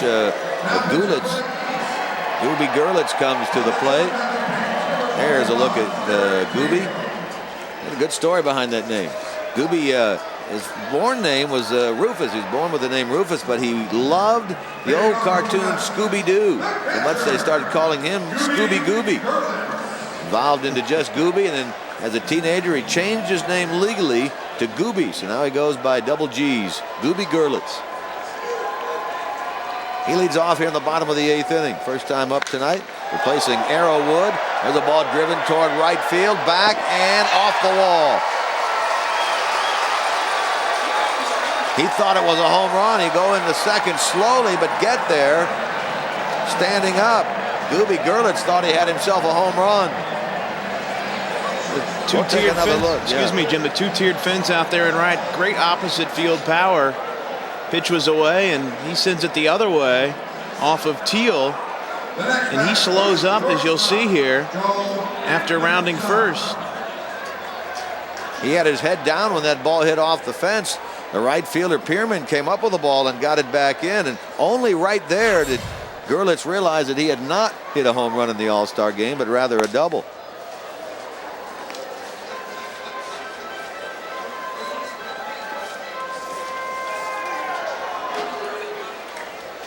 Batter now is Anthonson. Joe Anthonson, left-handed hitter out of Campbell University. Takes that ball inside, and he's ahead 2 balls and no strikes. Anthonson batting for the first time tonight. Hitting .285, tops on his Rockford team this year with no home runs and 18 runs batted in. Borderline strike call goes the way of the pitcher Eric Teal. 2 balls and 1 strike. West trying to battle back in this game. I mentioned it earlier. The winner of this game, their division, gets home field advantage in the league finals, which is a best-of-5 series. Takes place in the middle of September. 3 balls and 1 strike to Anthonson.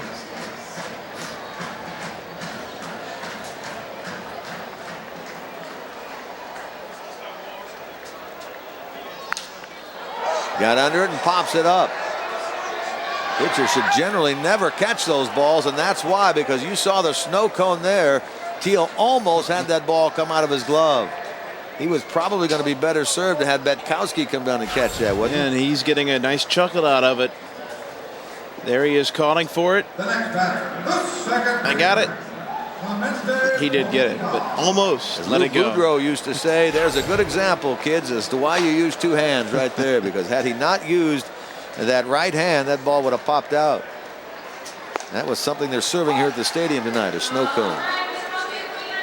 1 on and 1 out. We go back to the top of the order, and Clemente Bonilla, one of the 3 Windy City Thunderbolts here at the game tonight, the only infielder of the 3.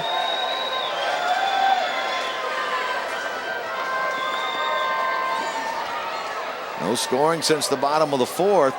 West scored their only run. There's a good off-speed pitch by Teal. He's ahead quickly, no balls. Well, that's no balls and 2 strikes. He fell behind in the count to Anthonson, but he's jumped out on the count on Bonilla, and a dandy of a breaking ball there from Teal.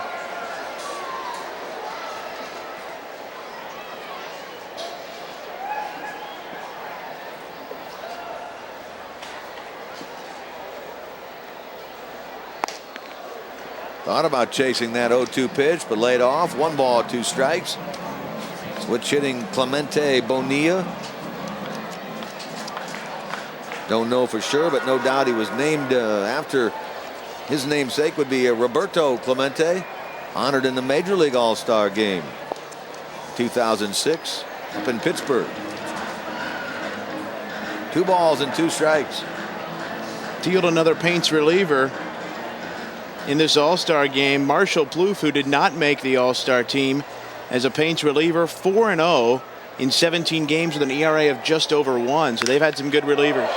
And hanging breaking ball ripped toward the right field corner. That ball will clear the wall. A home run for Clemente Bonilla. He had 1 home run so far this year. He's made this a 1-run game. West trailed 4-0. Now they trail 4-3 on a 2-run homer to right by Bonilla. Well, we're talking about the good relief pitching that the Paints have had this year. Teal simply hung this one. Bonilla takes care of it. Line shot out of here to right. 3 unanswered now for the West to get back to within a run as Pierman ran out of room and right. 7th hit now. 2nd extra base hit in this inning and in this game for the West. Gerlitz had the double that he thought was a home run.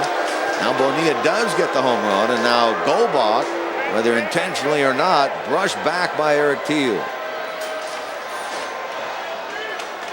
They don't like that here in Evansville, do they? 1 ball now and 1 strike. Goldbach has played the entire game, as has the man on deck, Eddie Kim.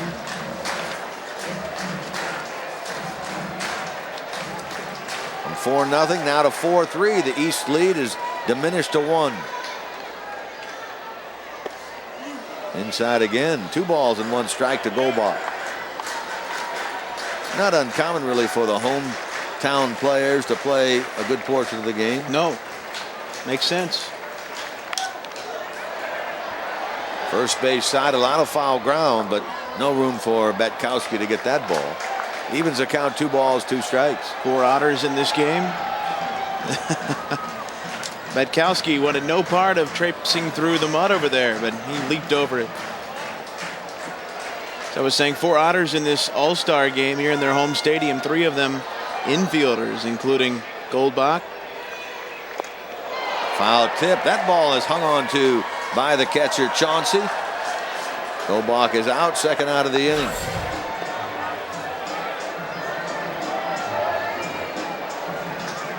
Good concentration by Chauncey there just to snag that foul tip.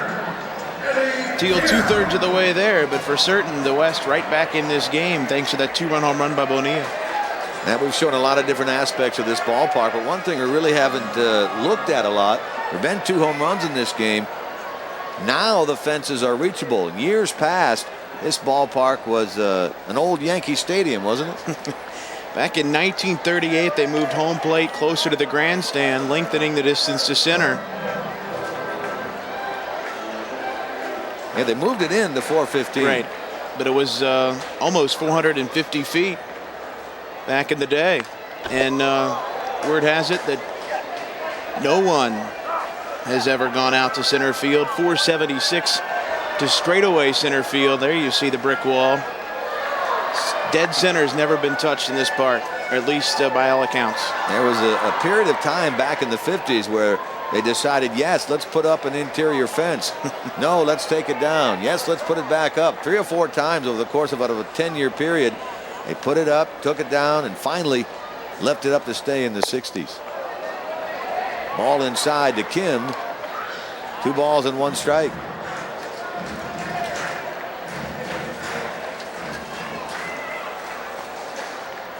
He now represents the tying run, this River City Rascal. He takes ball 3. 3 balls and a strike. He's capable. He has 5 home runs, tied for the Rascals team lead in that department.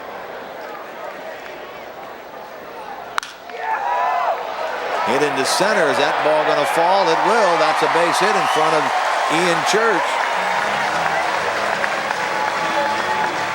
And that's the tying run on.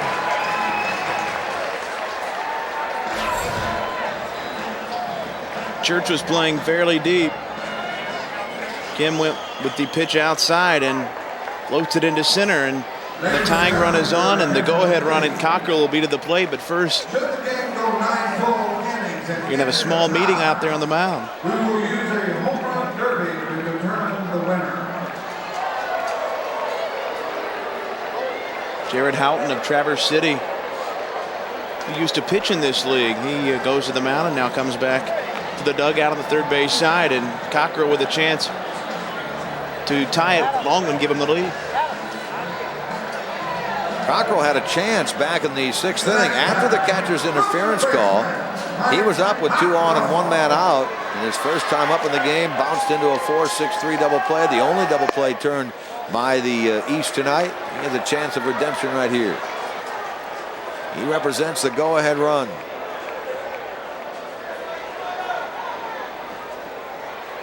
West has picked up 2 on the 2-run homer by Clemente Bonilla. 1 home run in the first half of the season, and now 1 in the All-Star game. Cockrell had a 5 RBI game on the 16th of June at Kalamazoo. 5 of his 14 coming in 1 game.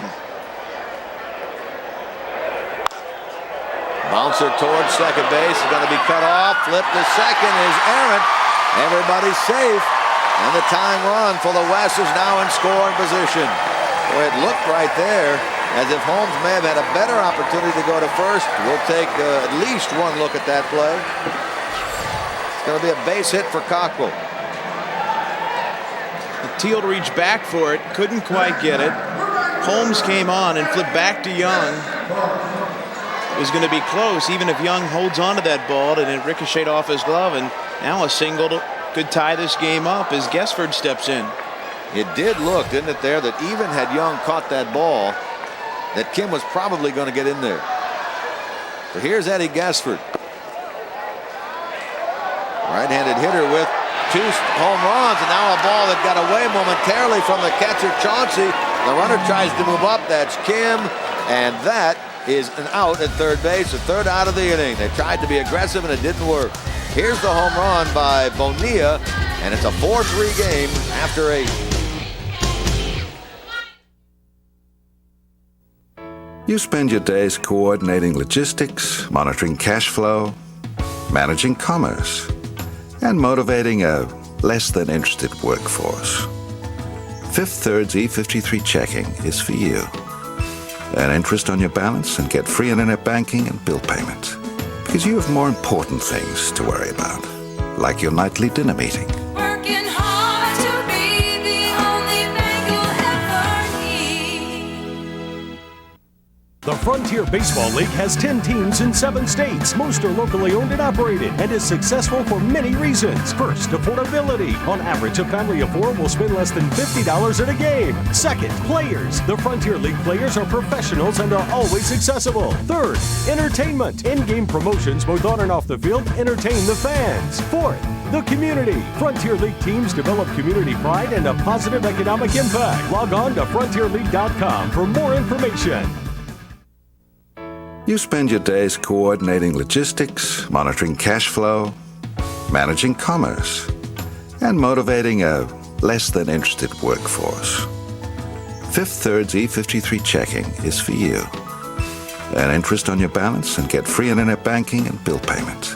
Because you have more important things to worry about, like your nightly dinner meeting. Working hard to be the only bank you'll ever need.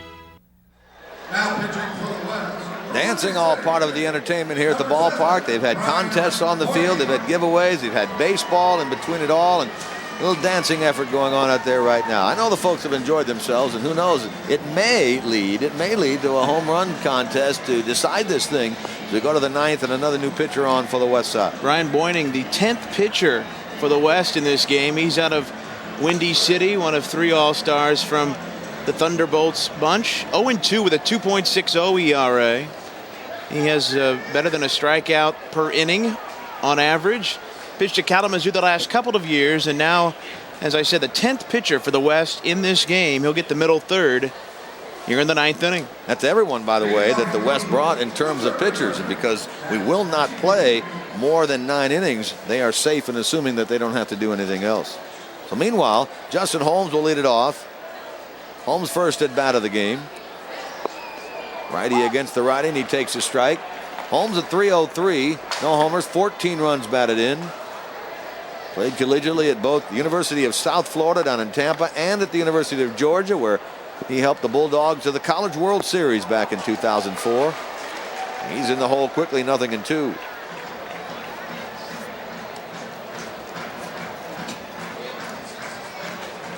One year in the Cleveland organization for Holmes.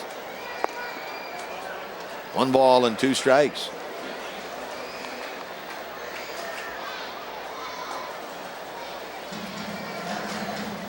Boyning, one of the many impressive closers that we've seen in this league tonight here in this game. 11 saves is good for 3rd in the Frontier League. To the first baseman, took a bad hop, but knocked down over there and out at first base. Goldbach did a nice job. And that's out number 1. It took a tricky hop. You know, we saw them putting an awful lot of drying compound on this field earlier this afternoon, and that may have played a little bit of part of that. Yeah, Goldbach, though, hung with it and was able to recover, knocked the ball into foul ground, and got Holmes at first for the first out of the inning. Batter will be Nick Batkowski. He's played all the way. Started at 3rd, moved to 1st. He's 1 for 3 in this game.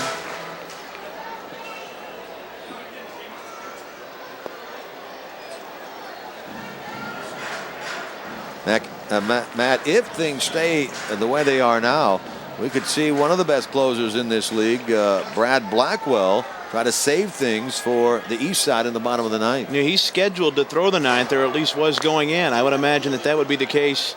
Nothing has changed on Jeff Isom's lineup card over there. Blackwell tied for the Frontier League lead in saves with 12, and one of those microscopic ERAs that we've seen, 1.17. But the matter of a couple outs to get here for the West side in the field. 2 balls and 1 strike. We talked about the home plate umpire calling his first Frontier League All-Star game. He's done a pretty good job back there. Yeah, Jeff Spizak has done a solid job. Swing and a miss. 2 balls and 2 strikes.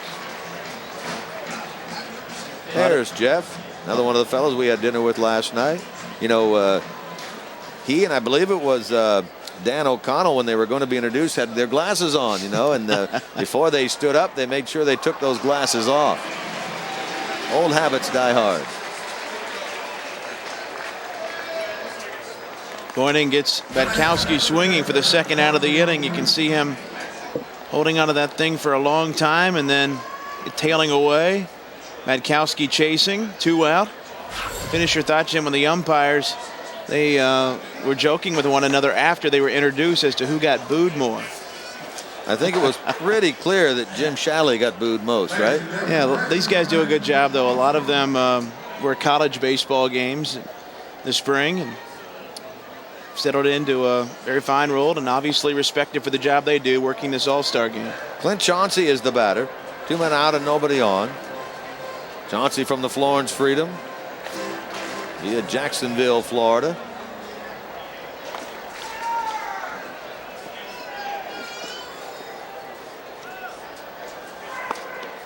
2-0, he takes a strike. 2 balls and 1 strike.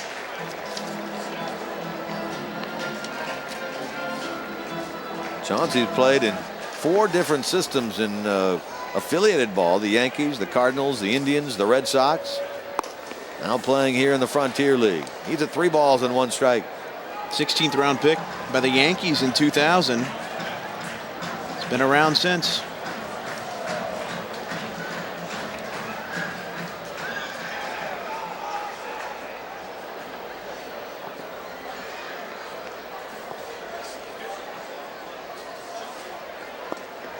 That's ball 4, down and in. The East Side still with a chance to add to their lead.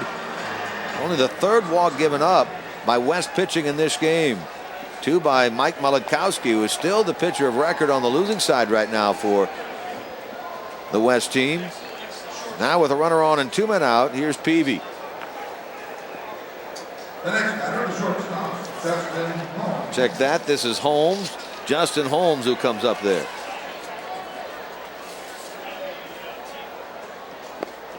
Justin Holmes from the Traverse City Beach Bums. He takes a strike.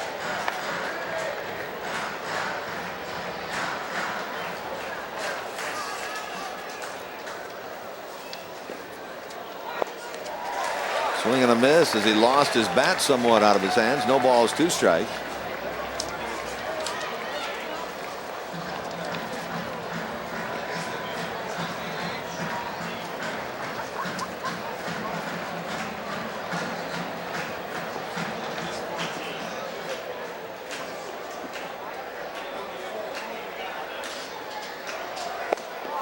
And he struck him out. Holmes done on strikes. 2 strikeouts inning by Borning. And here we go. Bottom of the 9th. East in front 4-3. The Frontier Baseball League has 10 teams in 7 states. Most are locally owned and operated and is successful for many reasons. First, affordability. On average, a family of 4 will spend less than $50 at a game. Second, players. The Frontier League players are professionals and are always accessible. Third, entertainment. In-game promotions both on and off the field entertain the fans. Fourth, the community. Frontier League teams develop community pride and a positive economic impact. Log on to frontierleague.com for more information.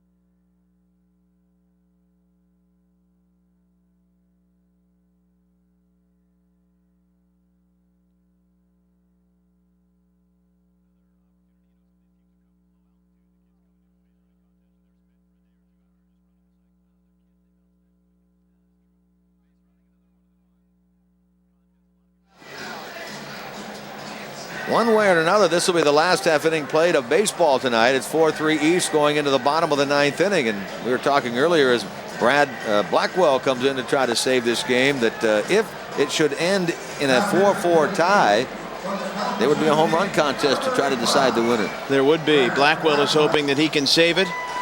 As you see, he has 12 saves, leading the league. 10 hits and 15 in the 3rd innings. Leads the team with a 1.17 ERA. Kalamazoo King right-hander out of Broken Arrow, Oklahoma. Collegiately played at NC State. Brad Blackwell trying to save it. Gasford, Blacken, and Chevalier here in the 9th inning. We needed to ask Bill Lee when he was up here exactly the format for the home run contest that could potentially decide the outcome of this game. You were talking about the 0-2 game that ended in a tie, and they had the home run contest based on the fact that the Major League game had ended in a tie and the uproar that caused. So we did not have that in 0-2. We will not have that here tonight. Since it is the bottom of the 9th, Matt, potentially the last half inning of this game, we should again thank Bill Lee, the commissioner, and Steve Tassler, the VP and general manager of this Evansville club, for the great job they have done here this evening. And you know, everybody's wondering about the rain, worried about the rain, but we have not been interrupted at all by precipitation here tonight. Now we've been fairly lucky. We'd like to thank Kevin Rowell and Mark Messner as well for helping us with some of our information, but it's been a team effort and a great job hosting by these Evansville Otters. Here's Eddie Gasford to lead it off against the right-hander Blackwell. First pitch is lined to center. That's a base hit, and the tying run is on just like that. One pitch, the winning run comes to the plate for the West Side. He didn't waste any time. Gasford taking the first one from Blackwell right up the middle. Fastball about knee-high. He jumped all over it. Well, here's one of their own who can win it with one swing. Wouldn't this be something? Blacken has 2 home runs this year. He's 0 for 1. He didn't start the game. Comes from way out west, Lake Stevens, Washington. 3rd year in the league. Former Paint from Chillicothe, now with the Otters. Ball 1 up and in.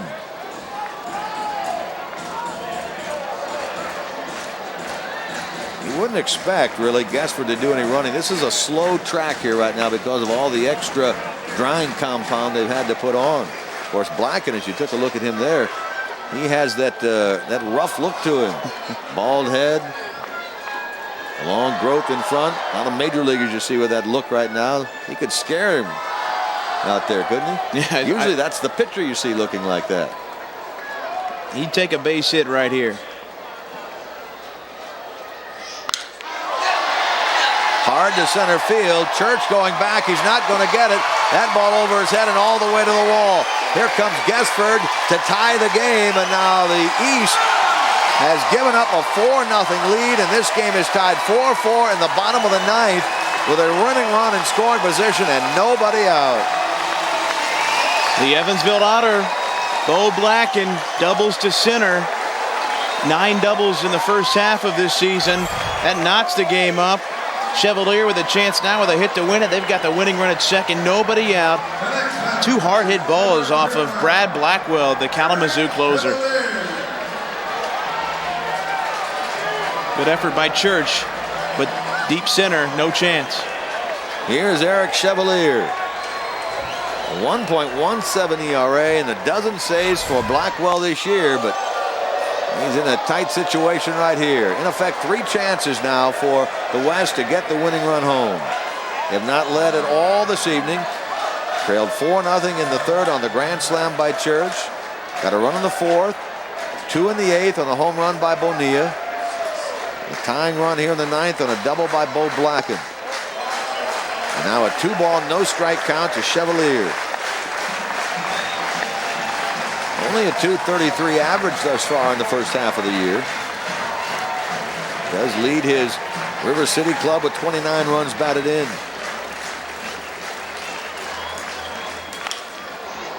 Foul ball at the plate. And we've got one Washington native, Chevalier, trying to drive in another with a winning run. Blacken is from Lake Stevens, Washington. There's Chevalier.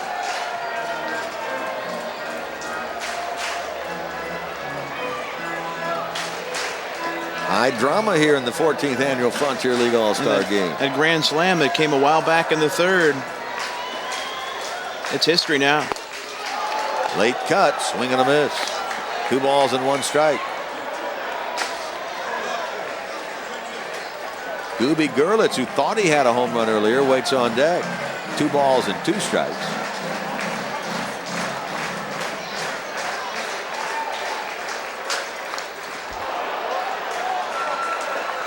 Chevalier stays alive. 4 runs on 7 hits for the East, 4 runs on 11 hits for the West. Here's Gerlitz waiting on deck. Ended up with a double on a ball that he thought was a home run. He's really fortunate not to get thrown out at second, wasn't he?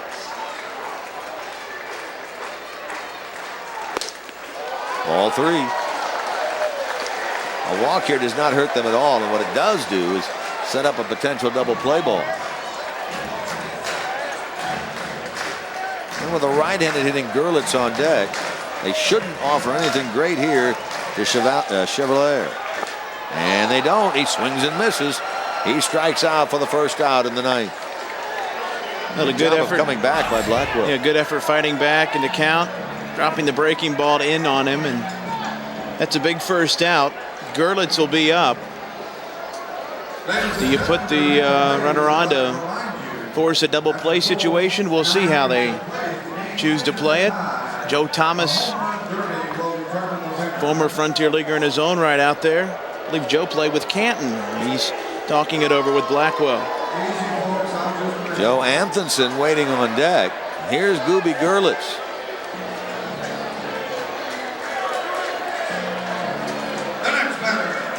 There's Anthonson waiting on deck.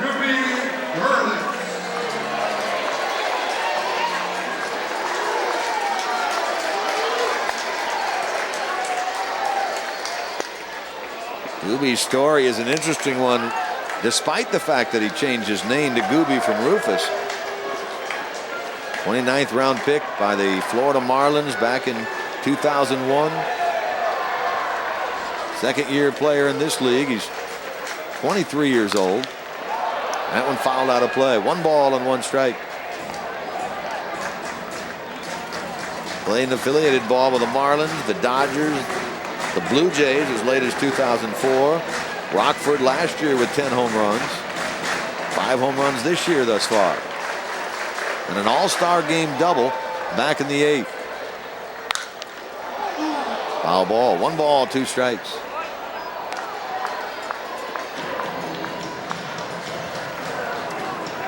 Leadoff single by Gasford.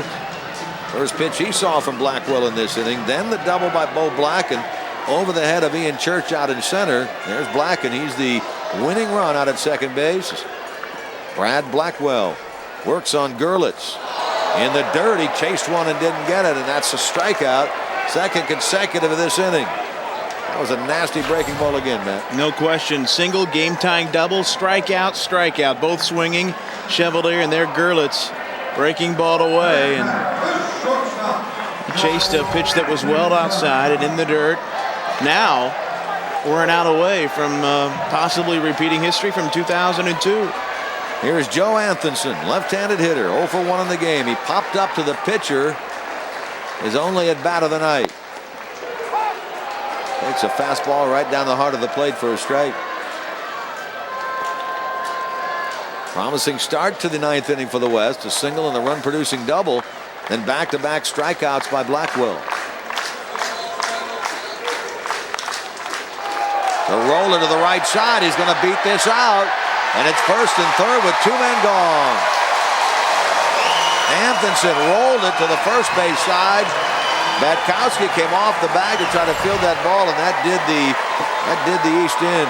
That was a smart play by Batkowski there, Jim, because if he underhands to the pitcher Blackwell and misses or gets there late and then a look back to the umpire on the call, who knows? Blacken could have turned third and come in with a game's winning run, but Batkowski was not going to even force the issue at first. He didn't want that winning run coming around. And the winning run was Blacken at third and Anthonson at first, and now Blackwell will face Clemente Bonilla, whose 2-run homer in the 8th inning made it a 1-run game. Runner from first takes off. That'll be called defensive indifference. He means absolutely nothing to the east side. Clemente Bonilla did not start this game, but he's in a hero's position here. He's ahead on the count, 2 balls and no strikes. They've got the Otter on deck, Goldbach.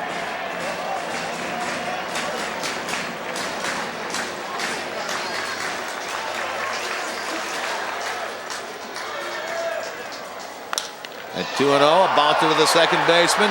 Young has it, and we will have a home run contest to decide the winner of the 14th annual Frontier League All-Star Game. The West gets 1, and we are 4-4 after 9. We'll come back with a home run contest after this.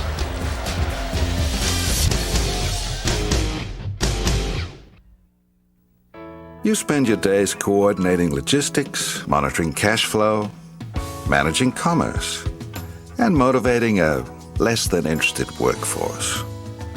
Fifth Third's E53 checking is for you. Earn interest on your balance and get free internet banking and bill payments. Because you have more important things to worry about, like your nightly dinner meeting. Working hard to be the only bank you'll ever need. The Frontier Baseball League has 10 teams in 7 states. Most are locally owned and operated and is successful for many reasons. First, affordability. On average, a family of 4 will spend less than $50 at a game. Second, players. The Frontier League players are professionals and are always accessible. Third, entertainment. In-game promotions both on and off the field entertain the fans. Fourth, the community. Frontier League teams develop community pride and a positive economic impact. Log on to frontierleague.com for more information.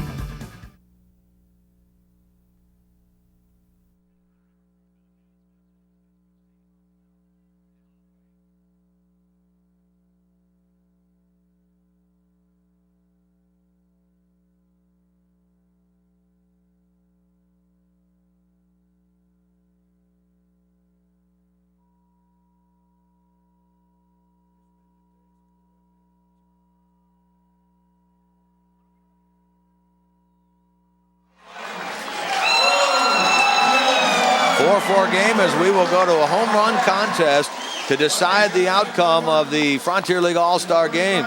You see on your picture Bill Lee, the commissioner. Let's go down and listen to what he has to say.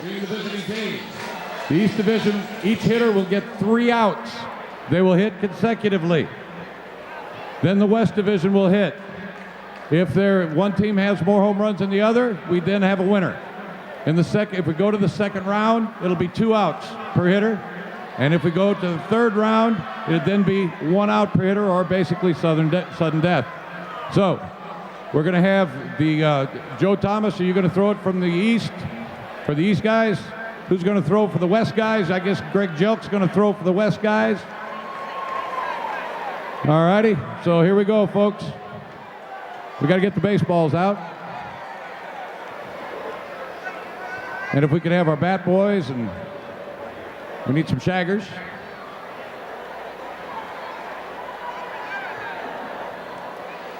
Little explanation now of what's going to happen. 3 players from each side with the West team, because they are the home team, going last. The East team will go first. Jeff Isom has picked his 3. J.D. Arndt, the manager of the West team, has picked his 3. And here's what will happen. 3 players from each side. They will bat concurrently. Ian Church, you see swinging the bat there. He will go first. Each batter will get 3 outs. And when they get their 3 outs without a home run, then they go to the second batter. The total of the 3 players and how many home runs they hit then is gone against for the West. And if they hit less, then the East team would win. If they hit more, the West team would win. If they end in a tie after the first round, those batters go down to 2 outs instead of 3. And if it goes to a third round, 1 out. We'll have a pitcher from each side. Not a regular pitcher, but a bullpen pitcher, so the pitchers themselves are finished.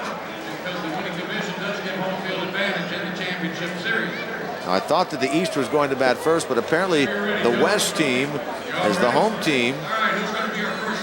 No, it is going to be. Okay, it is going to be the East that will bat first. Pat Peeby will start it off. Pat Peeby will go first for the East.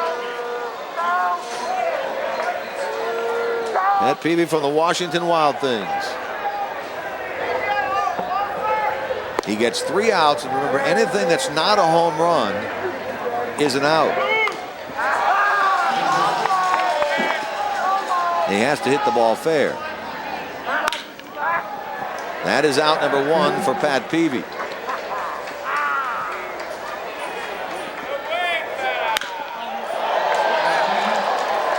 That one is hit well, but it left the park. That's a home run for Peeby. So Pat Peeby starts things off after an out with a long ball. So the foul balls apparently do count. So, okay, we kind of learned the rules as we move along here. Peeby hits 1 home run. Peeby, Ray Gill, Ian Church. Church and Gill from Kalamazoo. Gill will step in now. In your West, I understand, all Otters. Goldbach, Edwards, and Blacken. So here's Ray Gill. Remember, foul balls do count now as outs. 1 home run by Pat Peeby. So the East right now does have the 1 home run thus far. And there's 2 quick outs on Ray Gill. So the Kalamazoo King has 1 more opportunity. 10 home runs, second in the league this year. Looking for one to give the East a 2-0 lead here in the home run contest. A distinct difference in the speed of the pitches they see during the game in something like this, isn't it? There's the 3 outs for Ray Gill, so he gets none.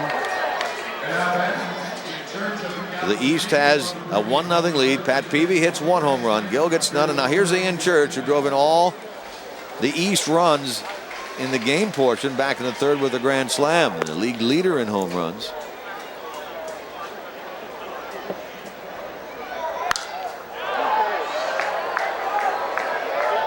It's not going to get out of this park in center. With or without the drawn in. That's right. There's 2 quick outs on Ian Church.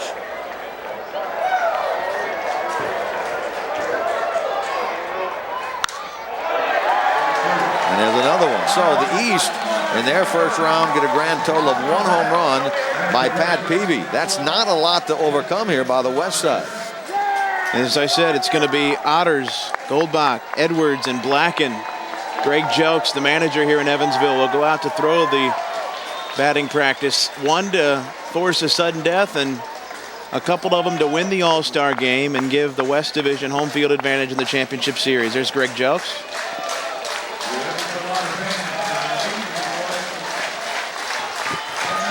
Here comes Jeff Goldbach. And actually looks like coming to the plate first, Beau Blacken. Blacken had the RBI double in the 9th inning. Tied the game at 4, and Blacken will bat first for the West. They need 2 home runs to win this All-Star game. They could get 2 swings from Beau Blacken right here and end it all.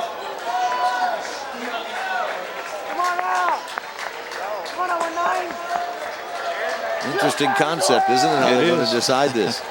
It's like the World Cup was decided in the kickoff.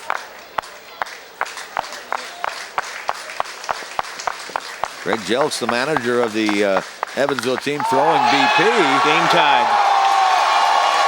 High and deep and gone for Blacken. No outs yet on Blacken. No outs yet on Blacken. You're exactly right. Matt Edwards and Jeff Goldbach may not even get a chance here. I was going to say Greg Jelks was throwing the home run derby before the game, and he's out there again here. Come on now!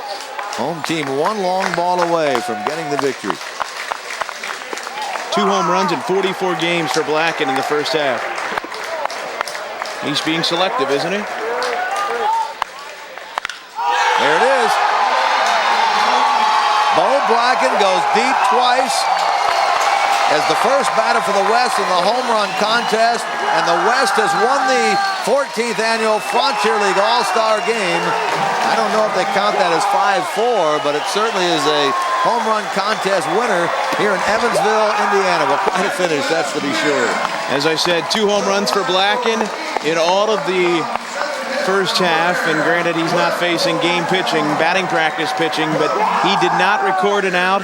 And Beau Blacken, Lake Stevens, Washington's own, 2 bombs, no outs, and a game winner for the West Division. Matt Edwards, who is set to go from Evansville, Beau Blacken, Jeff Goldbach, they're 3. 2 of them don't get the bat, Goldbach and Edwards. And we'll get another look at Beau Blacken. Big 9th inning, and now a big home run contest to win it. There was no doubt about either one of those, was there? No, there wasn't. He had the game-tying double and the game-winning home run. The Evansville Otter in his home park wins the All-Star game. Big hug there from Greg Jelks. He got a chance to flip that bat aside. I guess he'll get away with that in the All-Star game like that, right? Bill Lee out there, the commissioner.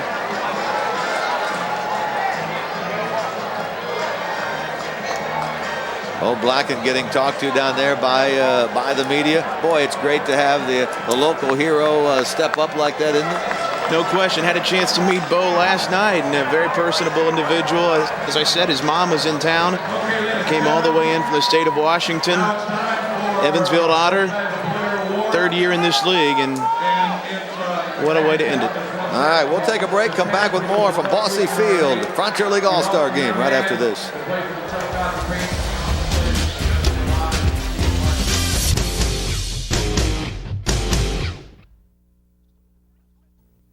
You spend your days coordinating logistics, monitoring cash flow, managing commerce, and motivating a less than interested workforce. Fifth Third's E53 checking is for you. Earn interest on your balance and get free internet banking and bill payments. Because you have more important things to worry about, like your nightly dinner meeting. Working hard to be the only bank you'll ever need. The Frontier Baseball League has 10 teams in 7 states. Most are locally owned and operated and is successful for many reasons. First, affordability. On average, a family of 4 will spend less than $50 at a game. Second, players. The Frontier League players are professionals and are always accessible. Third, entertainment. In-game promotions both on and off the field entertain the fans. Fourth, the community. Frontier League teams develop community pride and a positive economic impact. Log on to frontierleague.com for more information. You spend your days coordinating logistics, monitoring cash flow, managing commerce, and motivating a less than interested workforce. Fifth Third's E53 checking is for you. Earn interest on your balance and get free internet banking and bill payments. Because you have more important things to worry about, like your nightly dinner meeting. Working hard to be the only bank you'll ever need.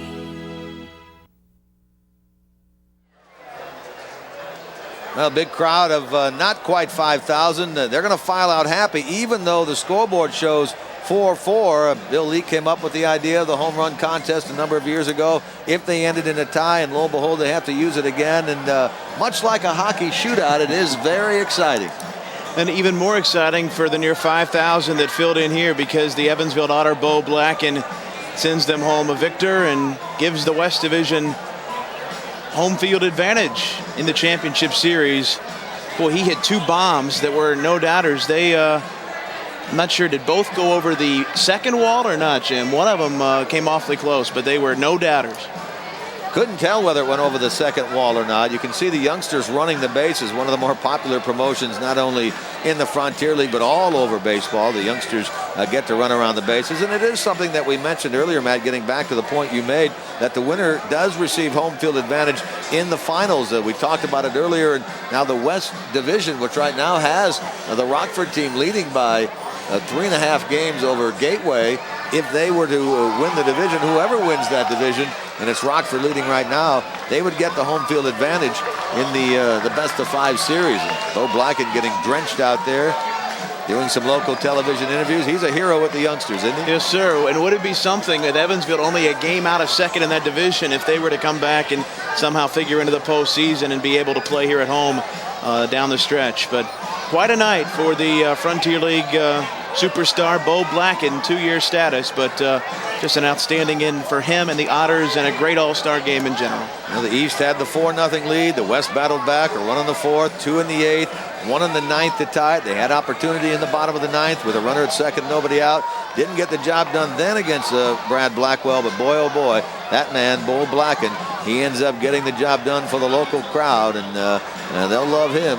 And there's nothing better that Steve Tassler likes to see the local guy be the hero, and hope to draw a lot of these fans back out here a little bit later on. Well, the 14th annual Frontier League All-Star Game then comes to a close. It ends in a 4-4 tie with the West on a home run contest, winning it on 2 home runs by Beau Blacken. For Matt Andrews, this is Jim Kelch. Hope you've enjoyed yourself this evening. So long from Evansville, Indiana.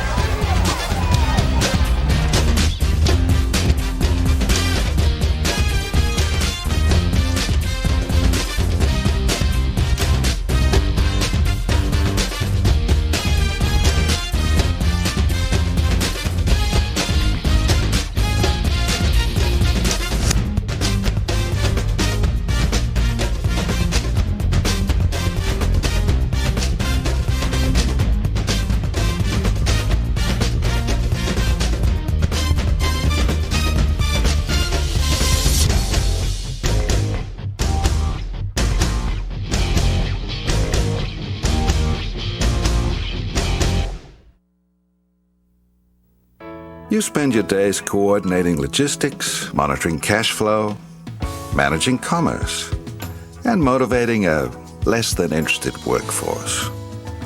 Fifth Third's E53 checking is for you. Earn interest on your balance and get free internet banking and bill payments.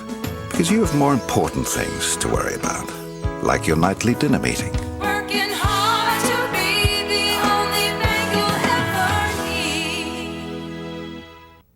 The Frontier Baseball League has 10 teams in 7 states. Most are locally owned and operated and is successful for many reasons. First, affordability. On average, a family of 4 will spend less than $50 at a game. Second, players. The Frontier League players are professionals and are always accessible. Third, entertainment. In-game promotions both on and off the field entertain the fans. Fourth, the community. Frontier League teams develop community pride and a positive economic impact. Log on to frontierleague.com for more information.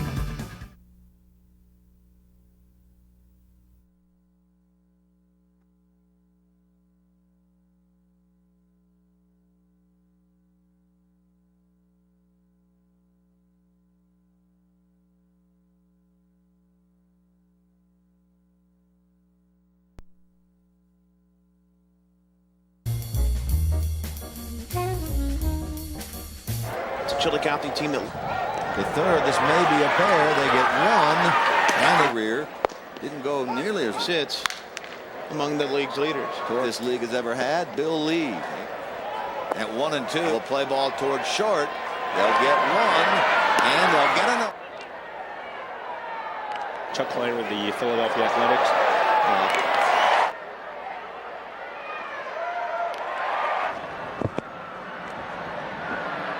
Just over 1, so they've had some good relievers. And hanging breaking ball ripped toward the right side. Big. That one has a chance, and yes, and Pierman, Cooksey, and Young, and it's 4. Hard to center field. There it is. Beau Blacken goes deep twice as the first batter for the West in the home run contest, and the West has won the 14th annual Frontier League.